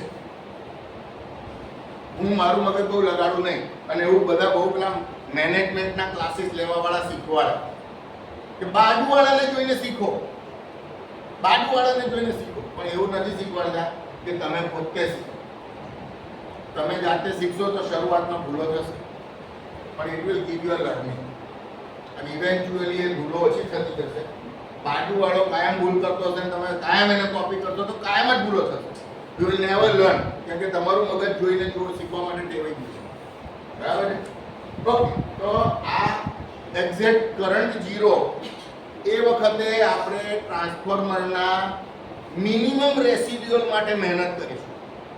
કેમ કે નેક્સ્ટ ટાઈમ ચાર્જ કરતી વખતે જો ઓપનિંગ વખતે જે રેસિડ્યુઅલ રહી ગયું હશે તો એ નેક્સ્ટ ટાઈમના ઓન વખતે હેરાન કરશે. એટલે તમે મોટે ભાગે કરંટ ઝીરો જ્યારે થતો હશે, બરાબર છે, કરંટ ઝીરો વખતે બ્રેકરને ઓપન કરવું જો એ ઇન્ડક્ટિવ લોડ હોય ત્યારે બહુ સ્ટ્રેસફુલ છે.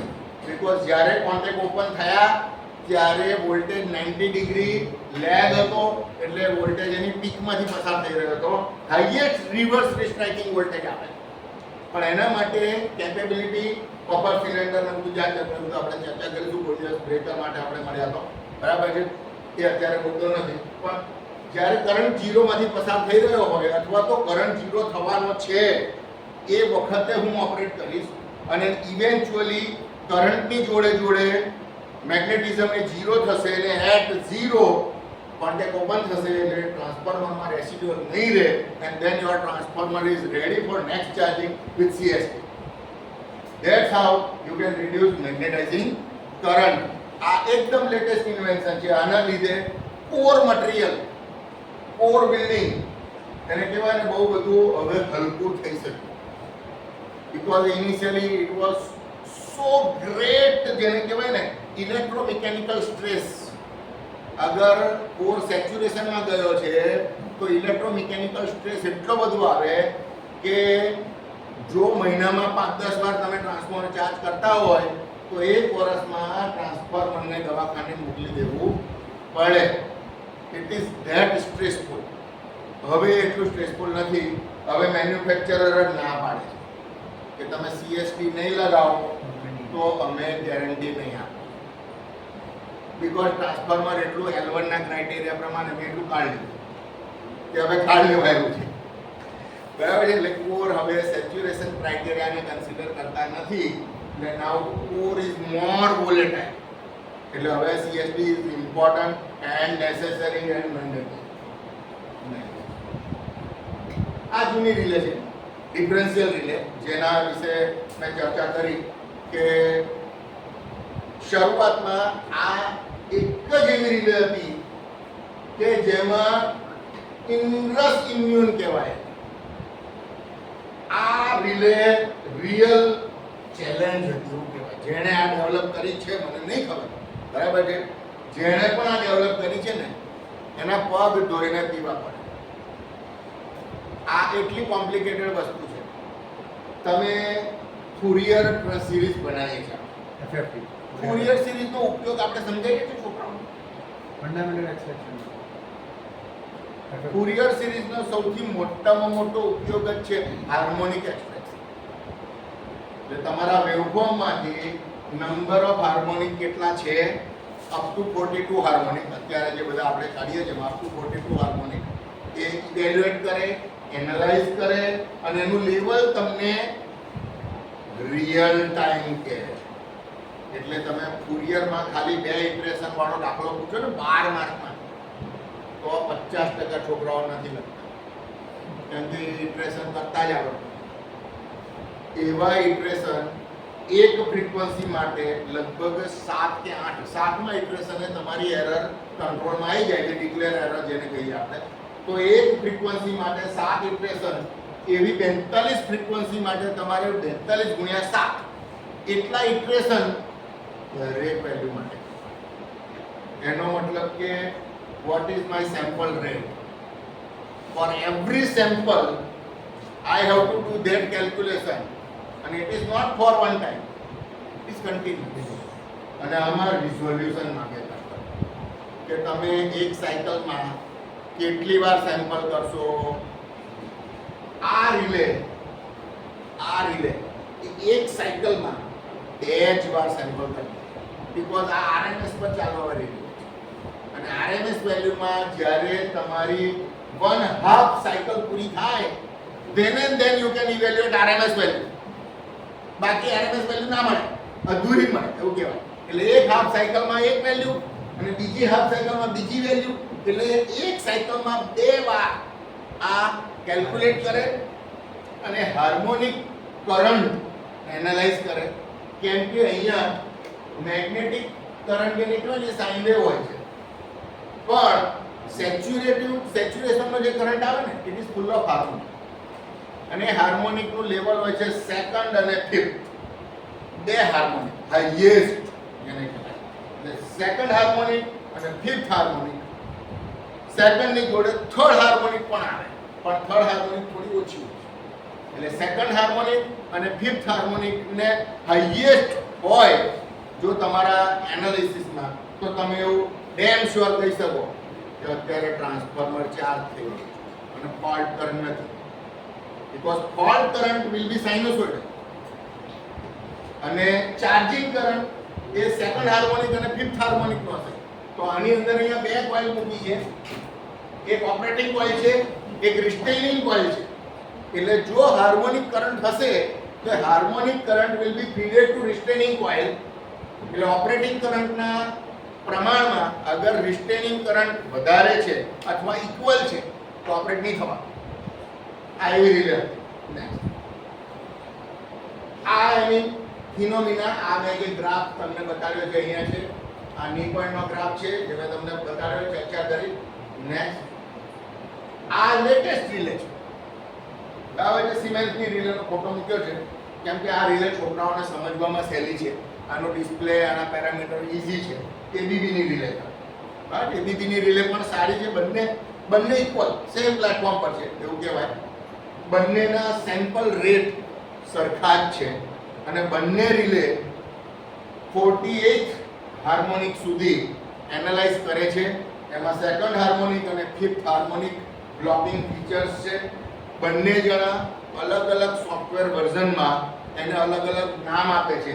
જૂના સોફ્ટવેર વર્ઝનમાં એને એવું કહેતા હતા કે second harmonic and fifth harmonic blocking feature enable or disable. તમે એનેબલ કરો તો સેકન્ડ ને ફિફ્થ હાર્મોનિકને બ્લોક કરે અને એટલો કરંટ એ રિસ્ટેનમાં નાખી દે, એટલે રિલે ઓપરેટ ના કરે. બરાબર છે.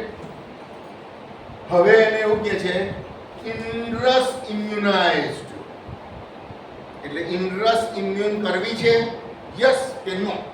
હવે નવા સોફ્ટવેરમાં હવે એવું જ છે, બંનેનો મતલબ સેમ જ થાય છે કે ઇનરસ ઇમ્યુન કરો કે સેકન્ડ હાર્મોનિક કે ફિફ્થ હાર્મોનિક બ્લોક કરો, બંને સેમ.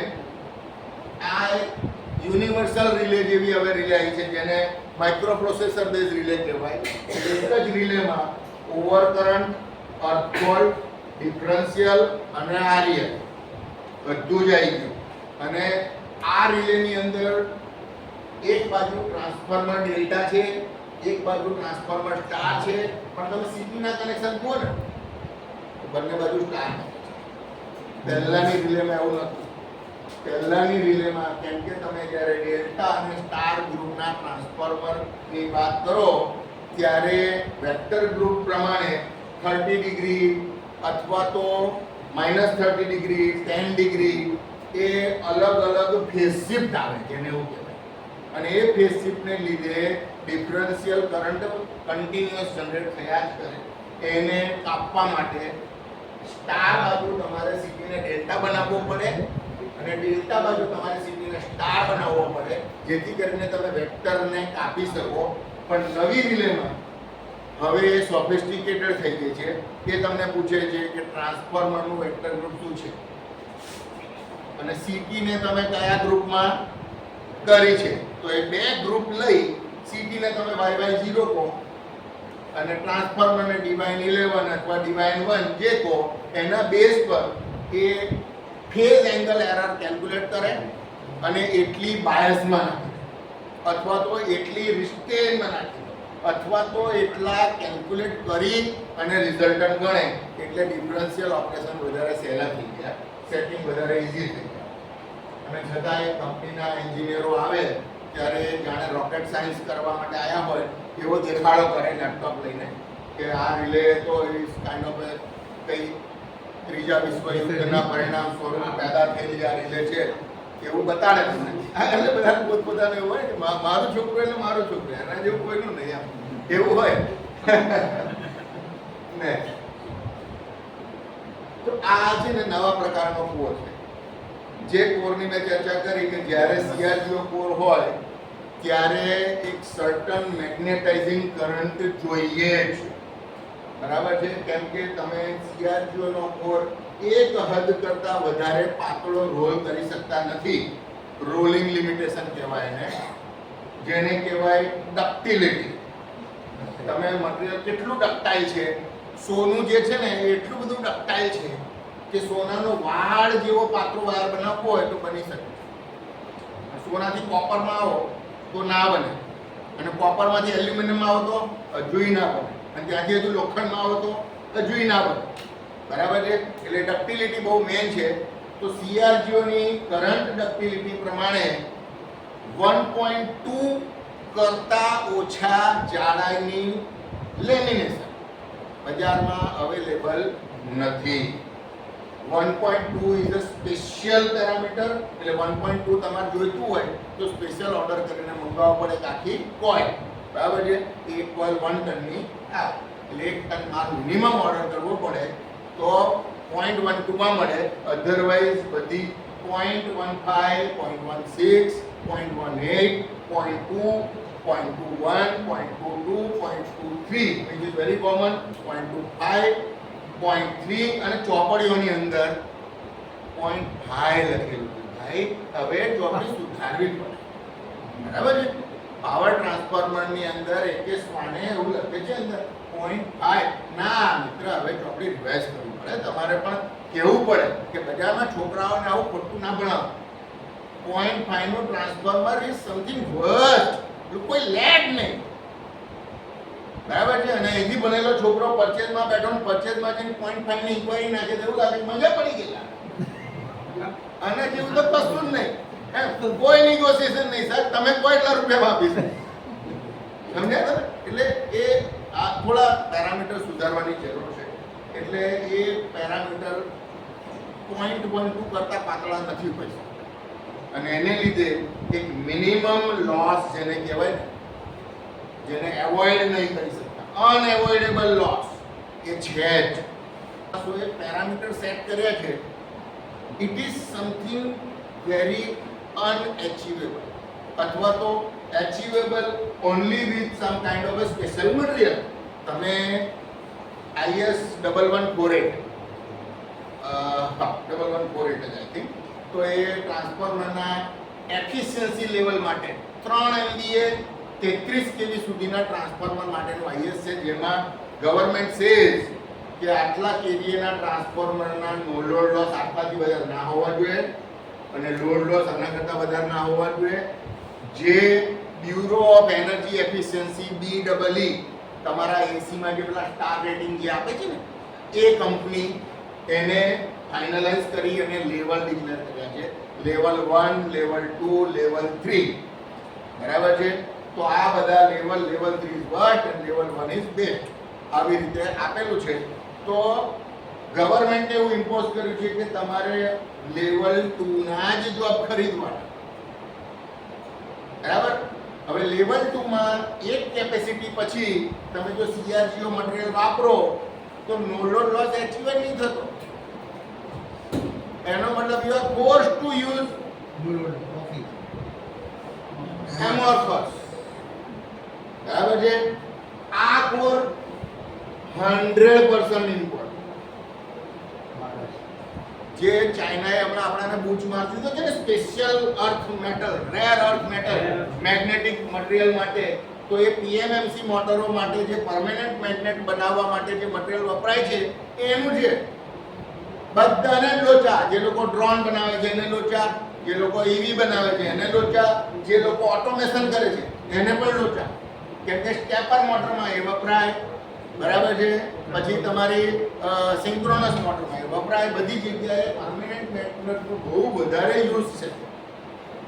અને સરસ ચાઇના ઇઝ પ્લેઇંગ, અને આપણે હજુ સુધરતા નહીં કે આપણે એવું છે કે ના હજુ આપણે આ જ વાપરો.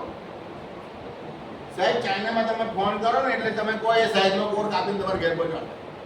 હવે લોકોને ખબર છે કે ના અહીંયાથી બીજે મળવાનું છે નહીં.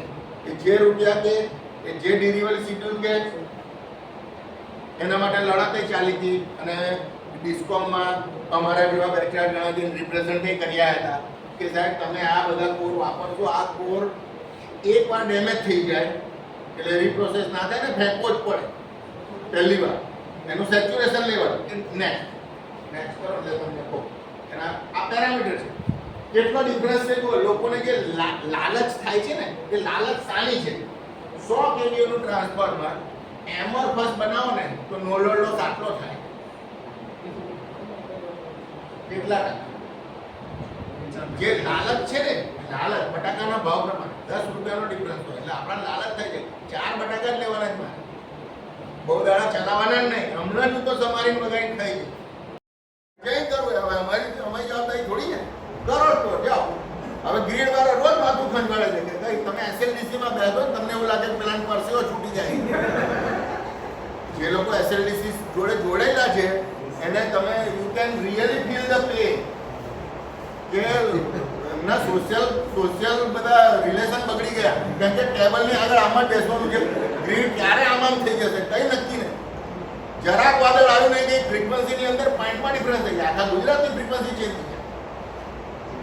અને એ એલાર્મિંગ સિચ્યુએશન છે, બહુ એલાર્મિંગ સિચ્યુએશન છે કે 1 હદ કરતાં વધારે લોકલ પાવર ડેવલપમેન્ટ એ ગ્રીડ સપોર્ટ નથી કરી શકતી.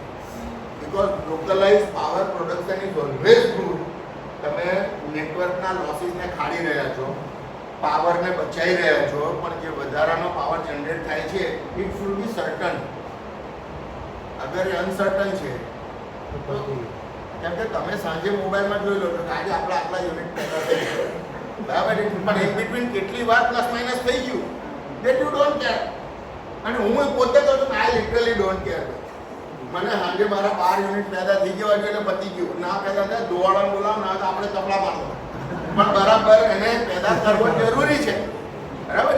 હવે નહીં એ થતો તો ગ્રીડ વાળાની જવાબદારી કે કઈથી પાવર પેદા કરીને આપવું, અને થઈ જાય છે તો એ ગ્રીડ વાળાની જવાબદારી કે પાવર કઈ સ્ટોર કરવું. અરે આ બહુ સિચ્યુએશન ક્રિટિકલ છે અને એવા વખતે આપણે એવું કહીએ છીએ કે લોસીસ બચાવવાના કે હવે બહુ યોગ્ય નથી, પણ છતાંય ઇન્ટરનેશનલ ફોરમમાં આપણે એવું શોબાજી કરવી પડે કે અમે પાવર સેવિંગ માટે બહુ મહેનત કરી રહ્યા છીએ અને શોબાજીના ભાગરૂપે આપણે આ કોર મોડિફિકેશન કર્યું છે, અત્યારે ચાલુ જ છે અને એમોરબસના ટ્રાન્સફોર્મર બની જ રહ્યા છે. અને આગળ જો અહીંયા તમને છે ને અમે થિકનેસ કમ્પેરિઝન આપીશું. પેલો જે નીચે વાળો જીરો છે ને ભૂલથી નથી લખાયો. હા, એટલે એવું સ્ટુડન્ટે મને કીધું હતું કે સાહેબ પેલો જીરો તમે એક્સ્ટ્રા લખી છે. એવું નથી ભાઈ, એ ખરેખર એટલું પાકું આવે છે. જો તમે ફેક્ટરી આવશો તો તમને બધા સેમ્પલ આપું છું એમોરબસના, બરાબર છે. It is like A book, કાગળ જ એવું સમજો. અને કોર ભરતી વખતે માણસોને અવારનવાર હાથમાં વાગી જાય એટલું સારું, અને વાગી જાય તમે ટાંકણીથી કાઢી બી ના શકો. It is that brittle. એટલે નેલ કટર આવે ને, નેલ કટર લઈને એટલો ભાગ આમ કાપવો જ પડે તો જ નીકળે. એટલે મોજા પહેર્યા વગર કામ કર્યું અને જો એમોરબસ વાગી જાય પાકે જ, બરાબર. એટલે બહુ કેરફુલી એને હેન્ડલ કરવો પડે. સીઆરટીઓમાં છે ને બ્રિટલ નથી, પણ આ બહુ બ્રિટલ છે અને અહીંયા રીપ્રોસેસિંગ આપણે કરી નહીં શકતા. there are certain limitation of width, there are certain limitation of height, so that અમુક કેપેસિટીની ઉપર it is not available at all, બરાબર છે. અને આ બધા ચેલેન્જીસ પછી પણ આને આપણે અત્યારે વાપરીએ છીએ અને હું તમને ભણાવી રહ્યો છું કે હવે આ લેટેસ્ટ ટેકનોલોજી છે, બરાબર છે. અને આપણી મજબૂરી છે, આપણે એવું સમજવાનું. એમોરબસ જે મેં ટચ કર્યું હતું તો એ બ્રેક થઈ જાય. હા, હવે એકવાર બ્રેક થઈ જાય તો એ લેયરનું શું કરવાનું? પૂરું થઈ ગયું. કદી ગયું ને? નહીં નાખવાનું, શાંતિથી. જો વધારે લેયર તૂટી જાય એટલે અમે પ્રેમથી ડિસ્કોમ વાળાને ફોન કરી દઈએ છીએ કે હવે આ ટ્રાન્સફોર્મરમાં નો લોડ લોસ અમે મેચ નહીં કરી શકીએ. કારણ કે certain એમાં બેન્ડિંગ રેડિયસ છે. તૂટી ગયું. એ બેન્ડિંગ રેડિયસની આજુબાજુમાં પેલો જે રાઉન્ડ કોર આપણે જોયો ને, એ બેન્ડિંગ રેડિયસની લિમિટેશનમાં એ બનાવે છે. પણ આપણે જ્યારે એને કોઈલ કાઢવાની હોય ત્યારે કોરને આમ ખુલ્લો કરી અને કોઈલ કાઢવાની હોય તો આમાં મુવમેન્ટથી બહુ બધા પતરા તૂટી જતા હોય છે. એટલે એવું સમજો કે એકાદ ટકો પતરા તૂટી જાય તો બહુ ગ્રેટ નુકસાન નથી, બીકોઝ યુ આર સેવિંગ અ લોટ, બરાબર છે. પણ પછી વધારે પડતા પતરા તૂટે તો એની બીજી ચેલેન્જ સામે આવે છે. આની ફ્લક્સ ડેન્સિટી છે ને સીઆરટીઓની 2.03 સુધી તમે ડિઝાઇન કરી શકો. બે તો બહુ રેગ્યુલર અમે ડિઝાઇન કરી છે. 1.9 અમે લિમિટ આપેલી અને 1.6 પર રોજ રમીએ છીએ, વેરી રૂટીન. આમાં 1.6 ઇઝ લિમિટ, એકની અંદર જ રમવાનું. 1.2 થી ઉપર જવાય જ નહીં. તમે એની જરાક ઉપર ગયા એટલે નેક્સ્ટ ફોલ્ટ વખતે કોર વિલ બી મેગ્નેટિક, એટલે ફેંકવાનો, બરાબર છે. અને there is no reprocessing mechanism within India. એટલે જે કોઈ માણસો એને ફેંકે છે કચરામાં જ જાય છે. રેર મેટલ એ પેલા ડમ્પરોની અંદર વિશ્વામિત્રીના પેલા કિનારાઓ ભરવા માટે વપરાય છે, જેના પર પછી અમારા વડોદરાનું કોર્પોરેશન ઝાડવા રોપી અને બાગ કરે, બરાબર છે. બાકી એમ કંઈ થતું નથી. રીપ્રોસેસિંગ આર ઓલમોસ્ટ ઝીરો, કેમ કે રિકોલ નથી થતું.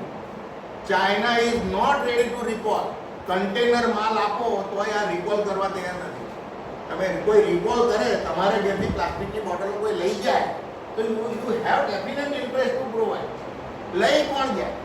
દૂધની કોથળીઓની એવી મિકેનિઝમ ચાલુ છે બહુ બધી શહેરમાં, બહુ બધી સોસાયટીઓમાં, કે જો કોથળીઓ કાપીને, આપણે તો લેડીઝ બહુ ચોખ્ખી અને કેરફુલ હોય છે, દૂધની કોથળી કાઢીને એમાં પાણી રેડીને કાઢીને સાફ કરી નાખે, ઊંધી બી કરી દે કે અંદર કશું રહી ના જાય, બરાબર છે. હા, કેમ કે આપણે એન્વાયરમેન્ટલ પ્રેમી છે, એમાં કંઈ રહી ના જવું. કારણ કે 62 રૂપિયા ભાવ છે ભાઈ. એટલે એ દૂધની કોથળી ના 60 નહીં 62 થઈ જાય ને. હા, 62 થઈ જાય, 2 રૂપિયા વધી ગયા. એટલે એ કોથળી પાછું કોઈ લઈ જતું હોય. હમણાં વડોદરામાં બી સ્કીમ આવી છે કે લઈ જશે લોકો, તો દેટ ઇઝ ગુડ, આપણે પ્રોવાઈડ કરીએ. પણ એવી કોઈ મિકેનિઝમ રિસાયકલિંગની છે નહીં. ભૂરા ડબ્બાની અંદર લાલ ડબ્બાનો માલ હોય છે અને ગ્રીન ડબ્બો એ જનરલ છે, એટલે જેને જે મન ફાવે અંદર નાખે. બરાબર છે. એટલે આપણને કલર બ્લાઇન્ડનેસ તો છે જ, ગમે તે ડબ્બાનું ગમે તે જગ્યાએ નાખે. અહીંયા મૂકવાનું નથી તો લોકોને એવું લાગે કે they are promoting this place. હા, એટલે આ એવું જ છે, એને યાદ છે કે કૂપન ના પાડી ગયા ખાલી પાડે.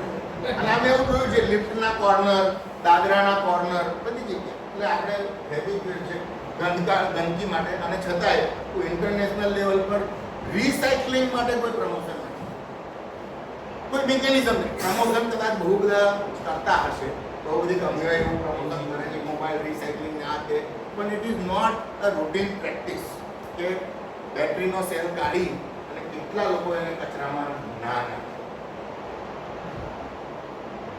લગભગ બધા બરાબર છે. અને હવે બેટરી પર વાંચો, એના પર ચિત્ર દોરેલું છે કે આને ડસ્ટબિનમાં નાખવું નહીં.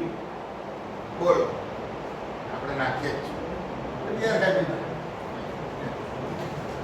આ એના અમુક ડિસએડવાન્ટેજ ઓફ એમોરબસ, બરાબર છે. આને આપણે બહુ ચર્ચા નહીં કરીએ, એ સમથિંગ જનરલ જે હમણાં સુધી મેં ચર્ચા કરી. આ જે છે એ ટ્રાન્સફોર્મરના કન્વેન્શનલ વાઇન્ડિંગ છે, જેમાં આ બાર એચવી છે અને આ જાડા જાડા પાટાવાળી અંદરની સાઈડે એલવી છે. આપણે છોકરાઓને ભણાવીએ છીએ કોરની નજીક એલવી રાખવાની, બાર એચવી રાખવાની, એ બધું આપણે ચર્ચા નહીં કરીએ.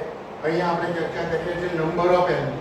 ધીસ ઇઝ વન ફેઝ, અને વન ફેઝની અંદર 1 2 3 4 5 6 7 8 આ ડબલ બીજી સંખ્યામાં જ હોય. કોઈ જગ્યાએ એકી સંખ્યાની કોઇલ અહીંયાથી જનરેટ થયેલી હોય તો એને સમજે પડે કે એકી સંખ્યાની કોઇલ જ હોય એચવીમાં, બરાબર છે.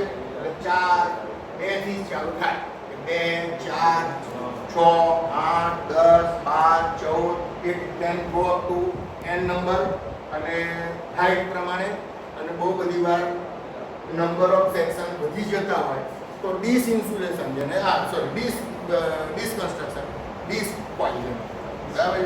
તો ડિસ્ક કોઇલ એ બનાવે. Disc coil is kind of a section design જેમાં ઇન્ડિવિજ્યુઅલ ડિસ્ક એક કોઇલ જેવું કામ કરે. ડિસ્કનો ફોટો અહીંયા મેં નથી મૂક્યો કેમ કે એ સમજવામાં થોડું કોમ્પ્લિકેટેડ હોય છે, પણ જનરલી પાવર ટ્રાન્સફોર્મરમાં એ ડિસ્ક કોઇલની અંદર હોય છે, બરાબર. ઓકે, નવું જે એને કહેવાય નવું, હવે આવું હોય નહીં. આ સેક્શન નથી, આ આખી એક જ હોય છે. એવી રીતે આખી એક હોય છે. આ એપોક્સીની છે, આ ઓઇલ વાળી છે, આ ડ્રાય ટાઈપ ટ્રાન્સફોર્મર છે, આ વેટ ટાઈપ ટ્રાન્સફોર્મર છે, ઓઇલ છે. એમોર્ફસ કોર છે જેમાં તમારે વાઇન્ડિંગ લોસ અથવા લોડ લોસ ઘટાડવો હોય તો number of joint in a coil ઘટાડવા પડે. એટલે આપણે નંબર ઓફ કોઇલ જે હતી એ બધી ભેગી કરી દીધી, merge together and build a one. હવે આ વધારે સારો ટ્રેન્ડ છે.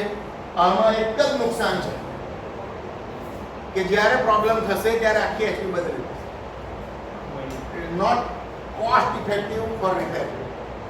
મેન્યુફેક્ચરમાં એ બહુ જ કોસ્ટ ઇફેક્ટિવ છે.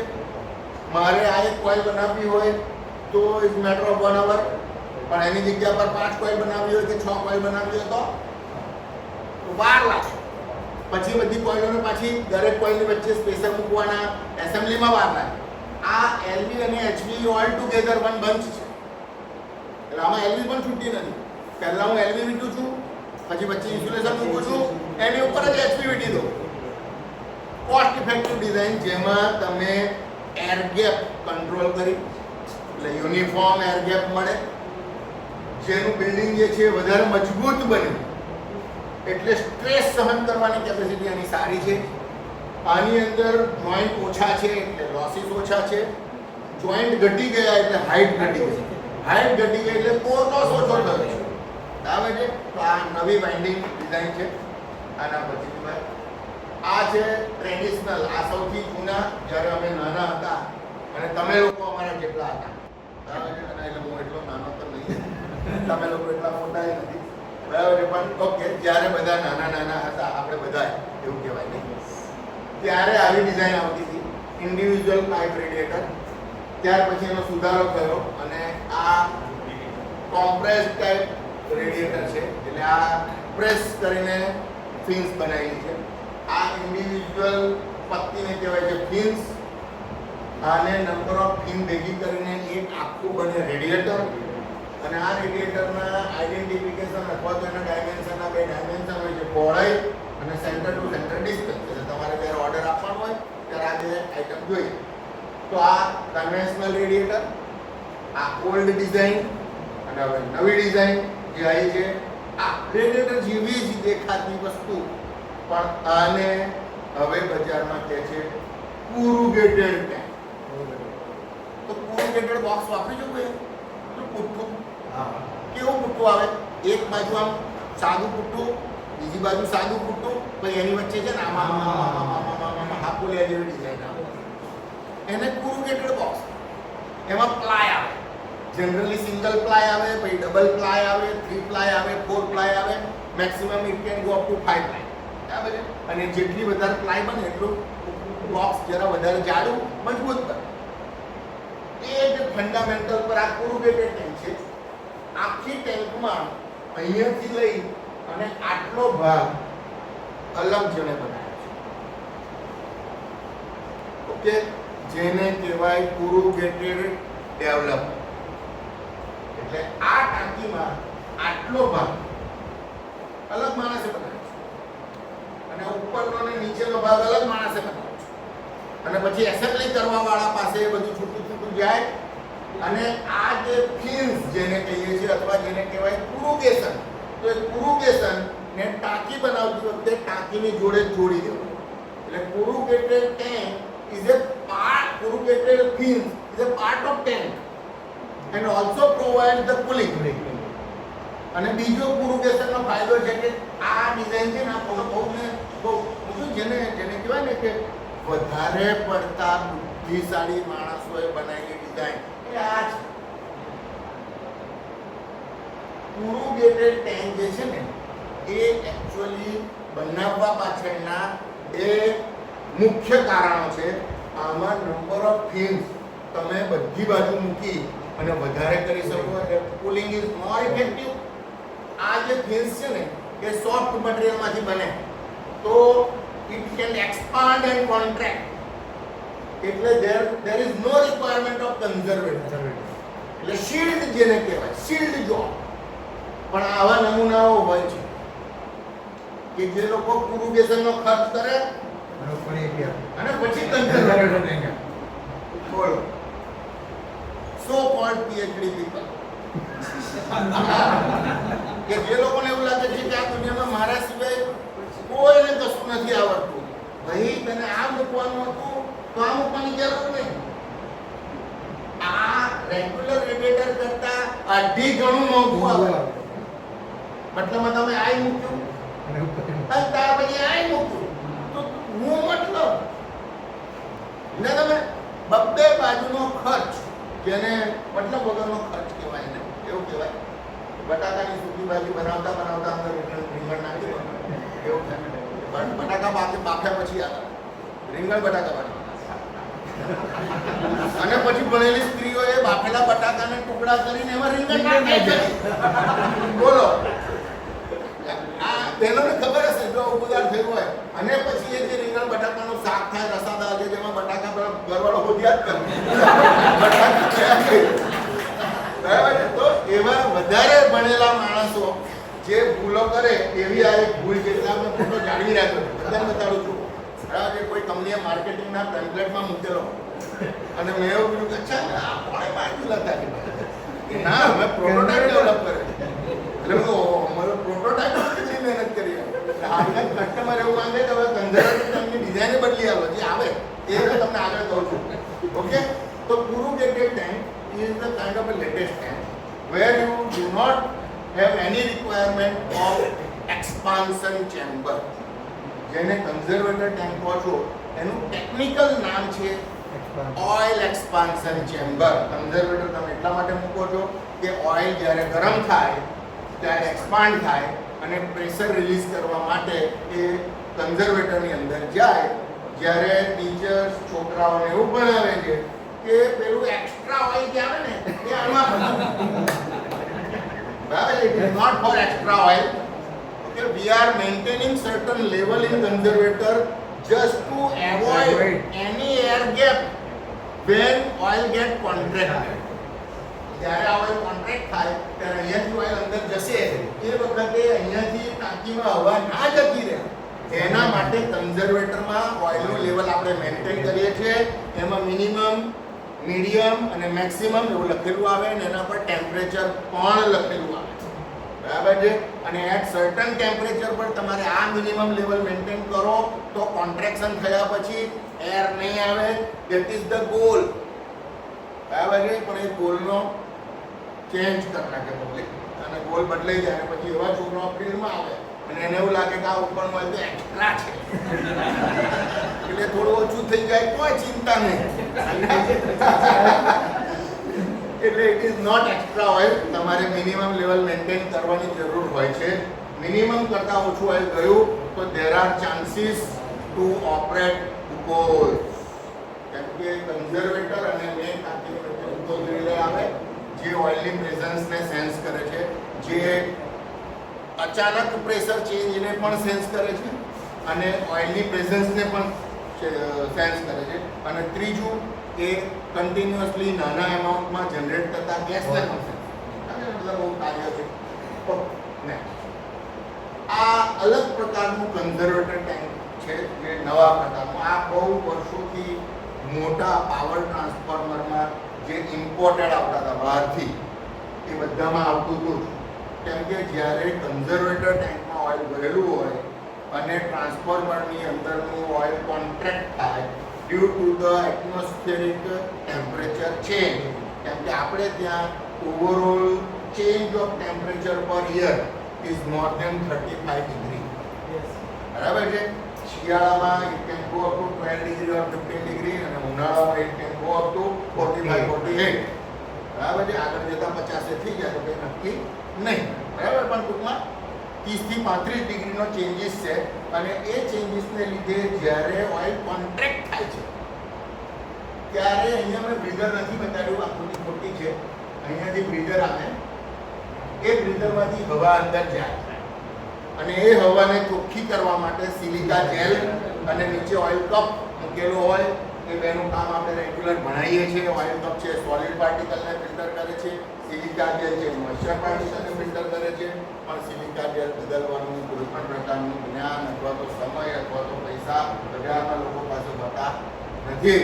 એટલે સિલિકા જેલ બદલાયા વગરની વર્ષો સુધી બ્રીધરમાં પડી રહે છે અને એને લીધે મોઇસ્ચર અહીંયાથી વરસાદની અંદર મોઇસ્ચર અહીંયાથી આ ટાંકીમાં જાય અને એ ટાંકીમાં મોઇસ્ચર એ ઓઇલ જોડે ભેગો થાય અને ઓઇલ કન્ટેમિનેશન થાય અને જેને લીધે તમારું ઓવરઓલ ઓઇલની પીડીવી બ્રેકડાઉન વોલ્ટેજ જેને અથવા તો વોટર પીપીએમ ઇન ઓઇલ વધે અને ઓઇલ ખરાબ થાય.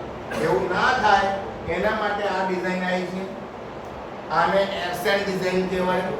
એરસેલ ડિઝાઇનમાં કન્ઝર્વેટરનું ઓઇલ એ હવાથી આઇસોલેટ છે અને છતાંય બ્રીધિંગ કરે છે. કેવી રીતે? તો આ બ્રીધર એરો જે છે એ બહારનો એરો ના હોવો જોઈએ, અંદરનો એરો હોવો જોઈએ અથવા અંદર બહાર બંને હોય. તો આ એરોથી અહીંયા હવા જાય જે એક ફુગ્ગા જેવી રચના, બરાબર છે, જેને કહે છે એરસેલ અથવા તો બેલો, બરાબર છે. તો બેલો એ આ કેસમાં એને ના કહેવો જોઈએ પણ બધા એને બેલો કહે છે. Actually it is air cell. Bellow જે હોય છે એનું કન્સ્ટ્રક્શન આવું હોય, સ્ટીલ બેલો આવે સિટીની અંદર. તો એ બેલો એ ફ્લેક્સિબલ મિકેનિઝમ છે કે જે સ્ટેટ પાઇપને ફ્લેક્સિબિલિટી પ્રોવાઈડ કરે, કનેક્શન. તે રિવોલ્વ બેલો. આ એરસેલ છે એક હવાની ટાંકી, વિધિન ધ ટાંકી એવું.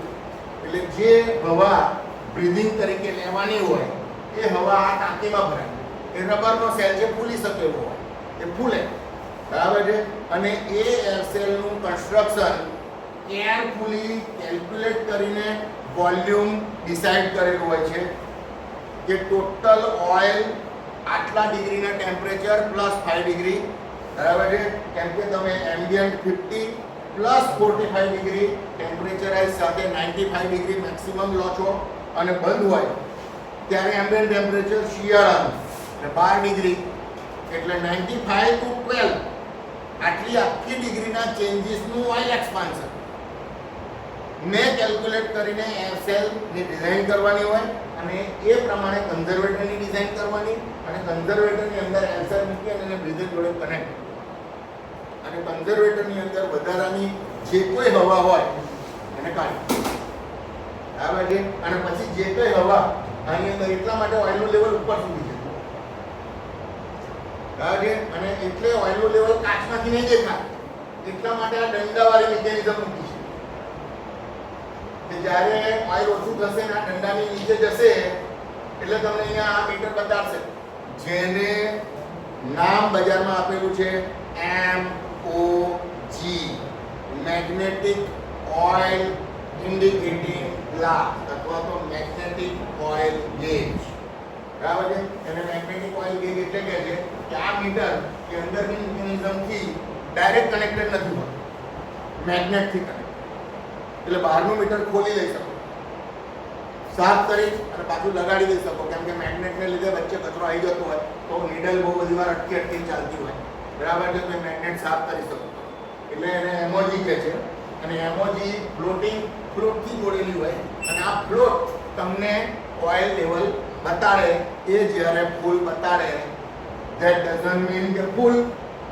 અને એ જ્યારે અડધું બતાડે ધેટ ડઝન્ટ મીન અડધું it is a approximated level પણ એ જ્યારે ખાલી બતાડે ધેટ મીન ખાલી બરાબર છે કેમ કે જ્યારે અહીંયા ઓઇલ અડધું હશે ને ત્યારે પણ આ ફ્લોટ તો ઊંચો જ હશે બરાબર છે પણ જનરલી કેવું થાય છે કે જ્યારે ઓઇલ અડધું થાય ને ત્યારે આ બેલો છે ને બેલો વધારે ફૂલે એટલે આને દબાવે હજુ વધારે દબાવે એટલે એક એપ્રોક્સિમેશન લેવલ મળે છે કે જેને તમે અંદાજે કહી શકો કે અડધું થયું આશરે બરાબર અને ટેમ્પરેચર વેરિએશન પ્રમાણે પ્લસ માઇનસ થયા કરે આ લેટેસ્ટ ડિઝાઇન છે આ સેમ મિકેનિઝમ બાજુવાળી ટાંકીમાં હોતી નથી કેમ કે આ one tank consist of two tank કેમ કે ટેપ ચેન્જર આવે ને ટેપ ચેન્જરની અહીંયા સેપરેટ ટાંકી આપી છે અહીંયા ટેપ ચેન્જરની ટાંકી વિધિન ટેન્ક એકોમોડેટ કરેલી છે અને એટલા માટે છોકરાઓને અમે ભણાવીએ છીએ કે જ્યારે ફિલ્ડમાં જો ટ્રાન્સફોર્મરની નેમપ્લેટ પર લખેલું હોય કે એર સેલ ફિટેડ અથવા એર સેલ છે એવું લખેલું હોય તો આ બાજુનું ઓઇલ લેવલ અને આ બાજુનું ઓઇલ લેવલ બે અલગ છે બરાબર છે અને આ બાજુ અહીંયા આગળ ગેજ આપે છે પણ એ ગેજ કાયમ ભરેલો જ હોય કેમ કે ઓઇલ છે ઉપર સુધી હોય એટલે એ ગેજમાં ઓઇલ દેખાયું એનો મતલબ એરસેલ પંચર થઈ ગયો તો એ ગેજમાં ઓઇલ આવી ગયા કેમ કે હવા લઈ ગઈ અને હવા લઈને ઓઇલ નીચે પડી ગયું બરાબર છે એવું કેમ થાય છે પછી આપણે એના પર અલગ ચર્ચા કરીશું મેઝરમેન્ટ અને ટેસ્ટિંગ મેથડ હવે મોસ્ટ ક્રુશિયલ પાર્ટ 15 મિનિટમાં આપણે પૂરું કરીશું કોઈ પણ જગ્યાએ તમને 12 વાગે એક એક્ઝામ 12 વાગે એક્ઝામ રાખી હા બરાબર એટલે 15 મિનિટ બરાબર પછી જે થાય તે અને તો હરિયો ના એને જો એક્ઝામ પછી એક્ઝામ પછી તમે કન્ટિન્યુ કરો તો છું નો ઇશ્યુ બધાના ઇન્ટરેસ્ટ ના એમાં કેવું છે what we are planning what we are actually planning જો કદાચ સચિન પરીક્ષા આવશે તો we are planning that 3:30 વાગે આપણે વેલિડેટરી ચાલુ કરવાની છે હવે 12 વાગ્યા સુધી સરનો સેશન હશે પછી 12 થી 1 તમારી એક્ઝામ છે એ તમારી લિંક હમણાં ફ્લોટ કરશે સર તમારા 30 માર્કની એક્ઝામ છે 25 માર્ક્સની નીચે આપણે નહીં લાવીએ રાઈટ 12 થી 1 તમારી એક્ઝામ છે સર 1 થી 2 તમારું જમવાનું એ લંચ છે 2 થી 3 વિચારે નહીં કે ટ્રાન્સફોર્મરમાં જે કોઈ લોકોએ ટ્રાન્સફોર્મર જોયા છે ફિલ્ડમાં એમાં ટ્રાન્સફોર્મરમાં બે ટેમ્પરેચર બતાવે એક ટેમ્પરેચર હોય છે ઓઇલનું અને એક ટેમ્પરેચર હોય છે વાઇન્ડિંગ ધારો કે ટ્રાન્સફોર્મર 220 કેવીનું છે તો એચપી વાઇન્ડિંગ કેટલા વોલ્ટેજ પર હશે એચપી વાઇન્ડિંગ કેટલા વોલ્ટેજ પર હશે 220 પર ના હોય ઓકે કેમ ના હોય બહુ મસ્ત પ્રશ્ન છે સર કેમ કે 220 જે છે લાઈન ટુ લાઈન વોલ્ટેજ છે તમે જ્યારે એને અડશો વિથ રેફરન્સ ટુ ગ્રાઉન્ડ અડશો તો 220/√3 થાય, ઓછા વોલ્ટેજ થાય, પણ એટલા ઓછા નહીં કે તમને ખાલી ઝાટકો આપે. બરાબર છે? ઓકે, ખ્યાલ આવ્યો હું જે કહેવા માંગુ છું? આ બધી બહુ વાર નાના નાના મુદ્દાઓ આપણે ભૂલી જતા હોય છે, એટલે મેં તમને યાદ કરાવ્યું કે 220 kV નું વાઇન્ડિંગ 220 kV ના વોલ્ટેજ પર નથી હોતું. ઓકે, √3 વોલ્ટેજ પર હોય છે વિથ રિસ્પેક્ટ ટુ ગ્રાઉન્ડ. આપણે એનાથી એને બચાવવાનું છે. મેન આપણો ગોલ એ જ છે કે ગ્રાઉન્ડ ના થવું.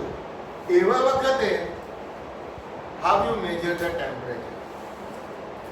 કેમ કે ટેમ્પરેચર મેજર કરવા માટે મારે તમને અડવું તો પડે. સમજ્યા તો? એવો વિચાર કોઈ દિવસ આજ સુધી આવ્યો નહીં ને જે લોકોએ વાઇન્ડિંગ ટેમ્પરેચર જોયું એ લોકો કે વાઇન્ડિંગ ટેમ્પરેચર મેજર કરવા માટે મારે વાઇન્ડિંગને અડવું પડે. અને જો વાઇન્ડિંગ એચવી વાઇન્ડિંગની વાત કરું છું, એલવી વાઇન્ડિંગ એ 11 kV કે પ્લસ હોય અથવા 440 વોલ્ટ હોય, બરાબર છે? તો વાઇન્ડિંગને અડ્યા વગર અથવા તો હું ટેમ્પરેચર માપી રહ્યો છું, તો કેવી રીતે માપી રહ્યો? તો એ મેથડ છે આ, જેને કહેવાય કેલ્ક્યુલેટેડ વાઇન્ડિંગ ટેમ્પરેચર, જેમાં હું એક ગ્રેડિયન્ટ બનાવું. ટ્રાન્સફોર્મરમાં જે ટેમ્પરેચર પેદા થાય છે એમાંનું મેજોરિટી ટેમ્પરેચર કોન્ટ્રીબ્યુશન એ વાઇન્ડિંગનું છે. બરાબર છે? એનો મતલબ કે જે કંઈ હીટ જનરેટ થઈ કોરમાંથી થઈ છે પણ ઇટ ઇઝ મેન્ટેન. બરાબર છે? કોઇલમાંથી હાઈએસ્ટ થઈ છે. હવે ધારો કે આ ટાંકી ગણીએ, આ કોઇલ છે જે અહીંયા ટેમ્પરેચર જનરેટ થઈ રહ્યું છે અને હું અહીંયા માપી રહ્યો. બરાબર છે? તો આ જગ્યા પર મને ઓઇલનું ટેમ્પરેચર બરાબર મળશે. ઓકે, પણ જો મને ખબર હોય કે અહીંયાથી અહીંયા સુધીનો ટેમ્પરેચર ગ્રેડિયન્ટ કેટલો છે, બરાબર છે, તો આઈ કેન રીએનાલાઇઝ ધ થિંગ કે અહીંયાથી અહીંયા ટેમ્પરેચર ગ્રેડિયન્ટ આટલો છે, તો હું ઓઇલમાંથી વાઇન્ડિંગનું ટેમ્પરેચર કેલ્ક્યુલેટ કરી શકું. પણ હવે બીજો લો કે વાઇન્ડિંગમાં જે ટેમ્પરેચર જનરેટ થાય છે એ સાને પ્રપોર્શનેટ છે? કરંટ. મારો કરંટ હમણાં 10% ચાલતો તો હમણાં ફૂલ ચાલી રહ્યો છે, તો કરંટ હેઝ ચેન્જ. અહીંયા ટેમ્પરેચર ચેન્જ ને આવતા બહુ વાર લાગશે. એનો મતલબ કે હું એકચ્યુઅલ ધારો કે હું ઓઇલનું ટેમ્પરેચર માપું, એનાથી I can predict the winding temperature after certain time. there will be a delay, heat dissipation time જેને કહેવાય કે આ હીટ અહીંયાથી અહીંયા ડિસિપેટ થતા જે ટાઈમ લાગ્યો એટલો ટાઈમ. હવે ઓઇલ જે છે એ લો વિસ્કસ મટીરિયલ છે, પણ એમાં heat transfer rate it is not more than 1 metre per hour. એટલે અહીંયાથી અહીંયા 1 મીટર છે તો અહીંયાથી અહીંયા ટેમ્પરેચર આવતા 1 કલાક લાગશે. એનો મતલબ કે 1 કલાકની અંદર પેલું વાઇન્ડિંગ બળી ગયું. મને કઈ ખબર પડે નહીં.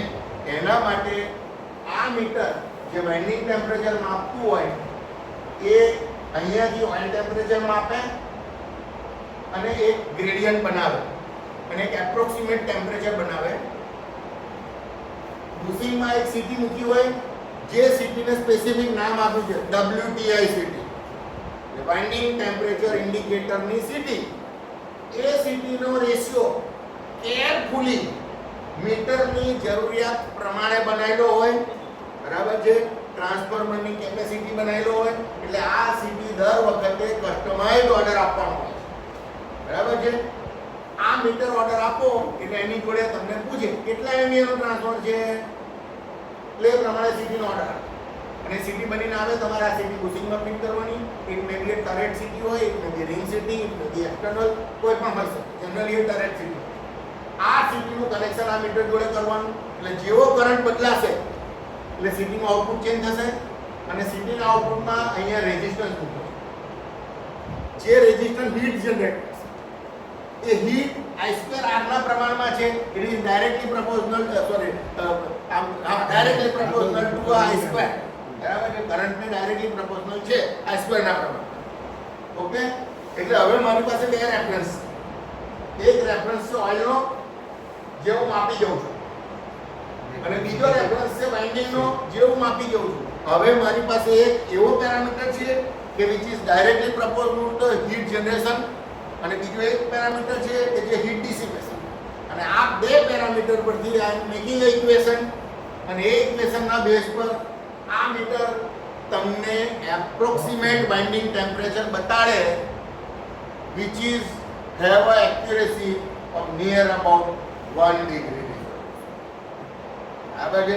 એટલે 1 ડિગ્રીના ચેન્જીસમાં તમને આ WTI બતાડે અને આમાં એક જ કોમ્પ્લિકેશન કે જો સીટી સેચ્યુરેટ થઈ જાય after fault because now in field there is no mechanism or there is no routine practice to have a check કે ભાઈ WTI સીટી સેચ્યુરેટ થઈ ગઈ છે.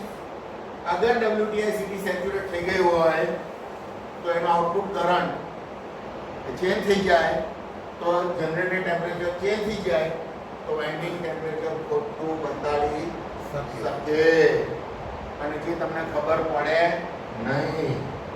ઓકે, તો એને ટાળવા માટે હવે લેટેસ્ટ એક જ મિનિટ લઈશ ખાલી છેલ્લું કે વાઇન્ડિંગ જ્યારે તમે બનાવો તો વાઇન્ડિંગ બનાવતી વખતે during the manufacturing process optic ફાઇબરનો વાયર વાઇન્ડિંગની જોડે મૂકી દેવાનો હોય છે અલગ અલગ. જનરલી 3 વાયર મૂકતા હોય છે અને 3 ઓપ્ટિક ફાઇબર ખુલ્લા ઓપ્ટિક ફાઇબર વાયર હોય છે ખુલ્લા બરાબર which can absorb the IR infrared. અને એ ઓપ્ટિક ફાઇબર જેના આવા સેન્સર હોય છે આવા વાયર આવે છે આવા વાયર આવે છે અને આવા વાયર આવે છે કે જે પુઠ્ઠાની અંદર મૂકેલા બરાબર છે. એ સેન્સરનું આઉટપુટ આવા મીટરની અંદર આપી દે આવા બેરિયરની અંદરથી વાયર નીકળે બરાબર છે. ત્યાં કપલર હોય છે ઓપ્ટિક ફાઇબર પર કપલર. તો એ ઓપ્ટિક ફાઇબર વાળું અહીંયા મીટરમાં અહીંયા જાય અને ઇટ ઇઝ કેલિબ્રેટેડ કે આટલું IR હોય તો આટલું temperature and then it is a direct measure. આ નવો ચેન્જ આવ્યો છે અને ઓપ્ટિક ફાઇબર છે એટલે ટ્રાન્સફોર્મરના વોલ્ટેજ લેવલમાં એને કઈ ચિંતા નથી because the sensor is made from glass which have a insulating capacity of 100 kV per mm. બરાબર છે.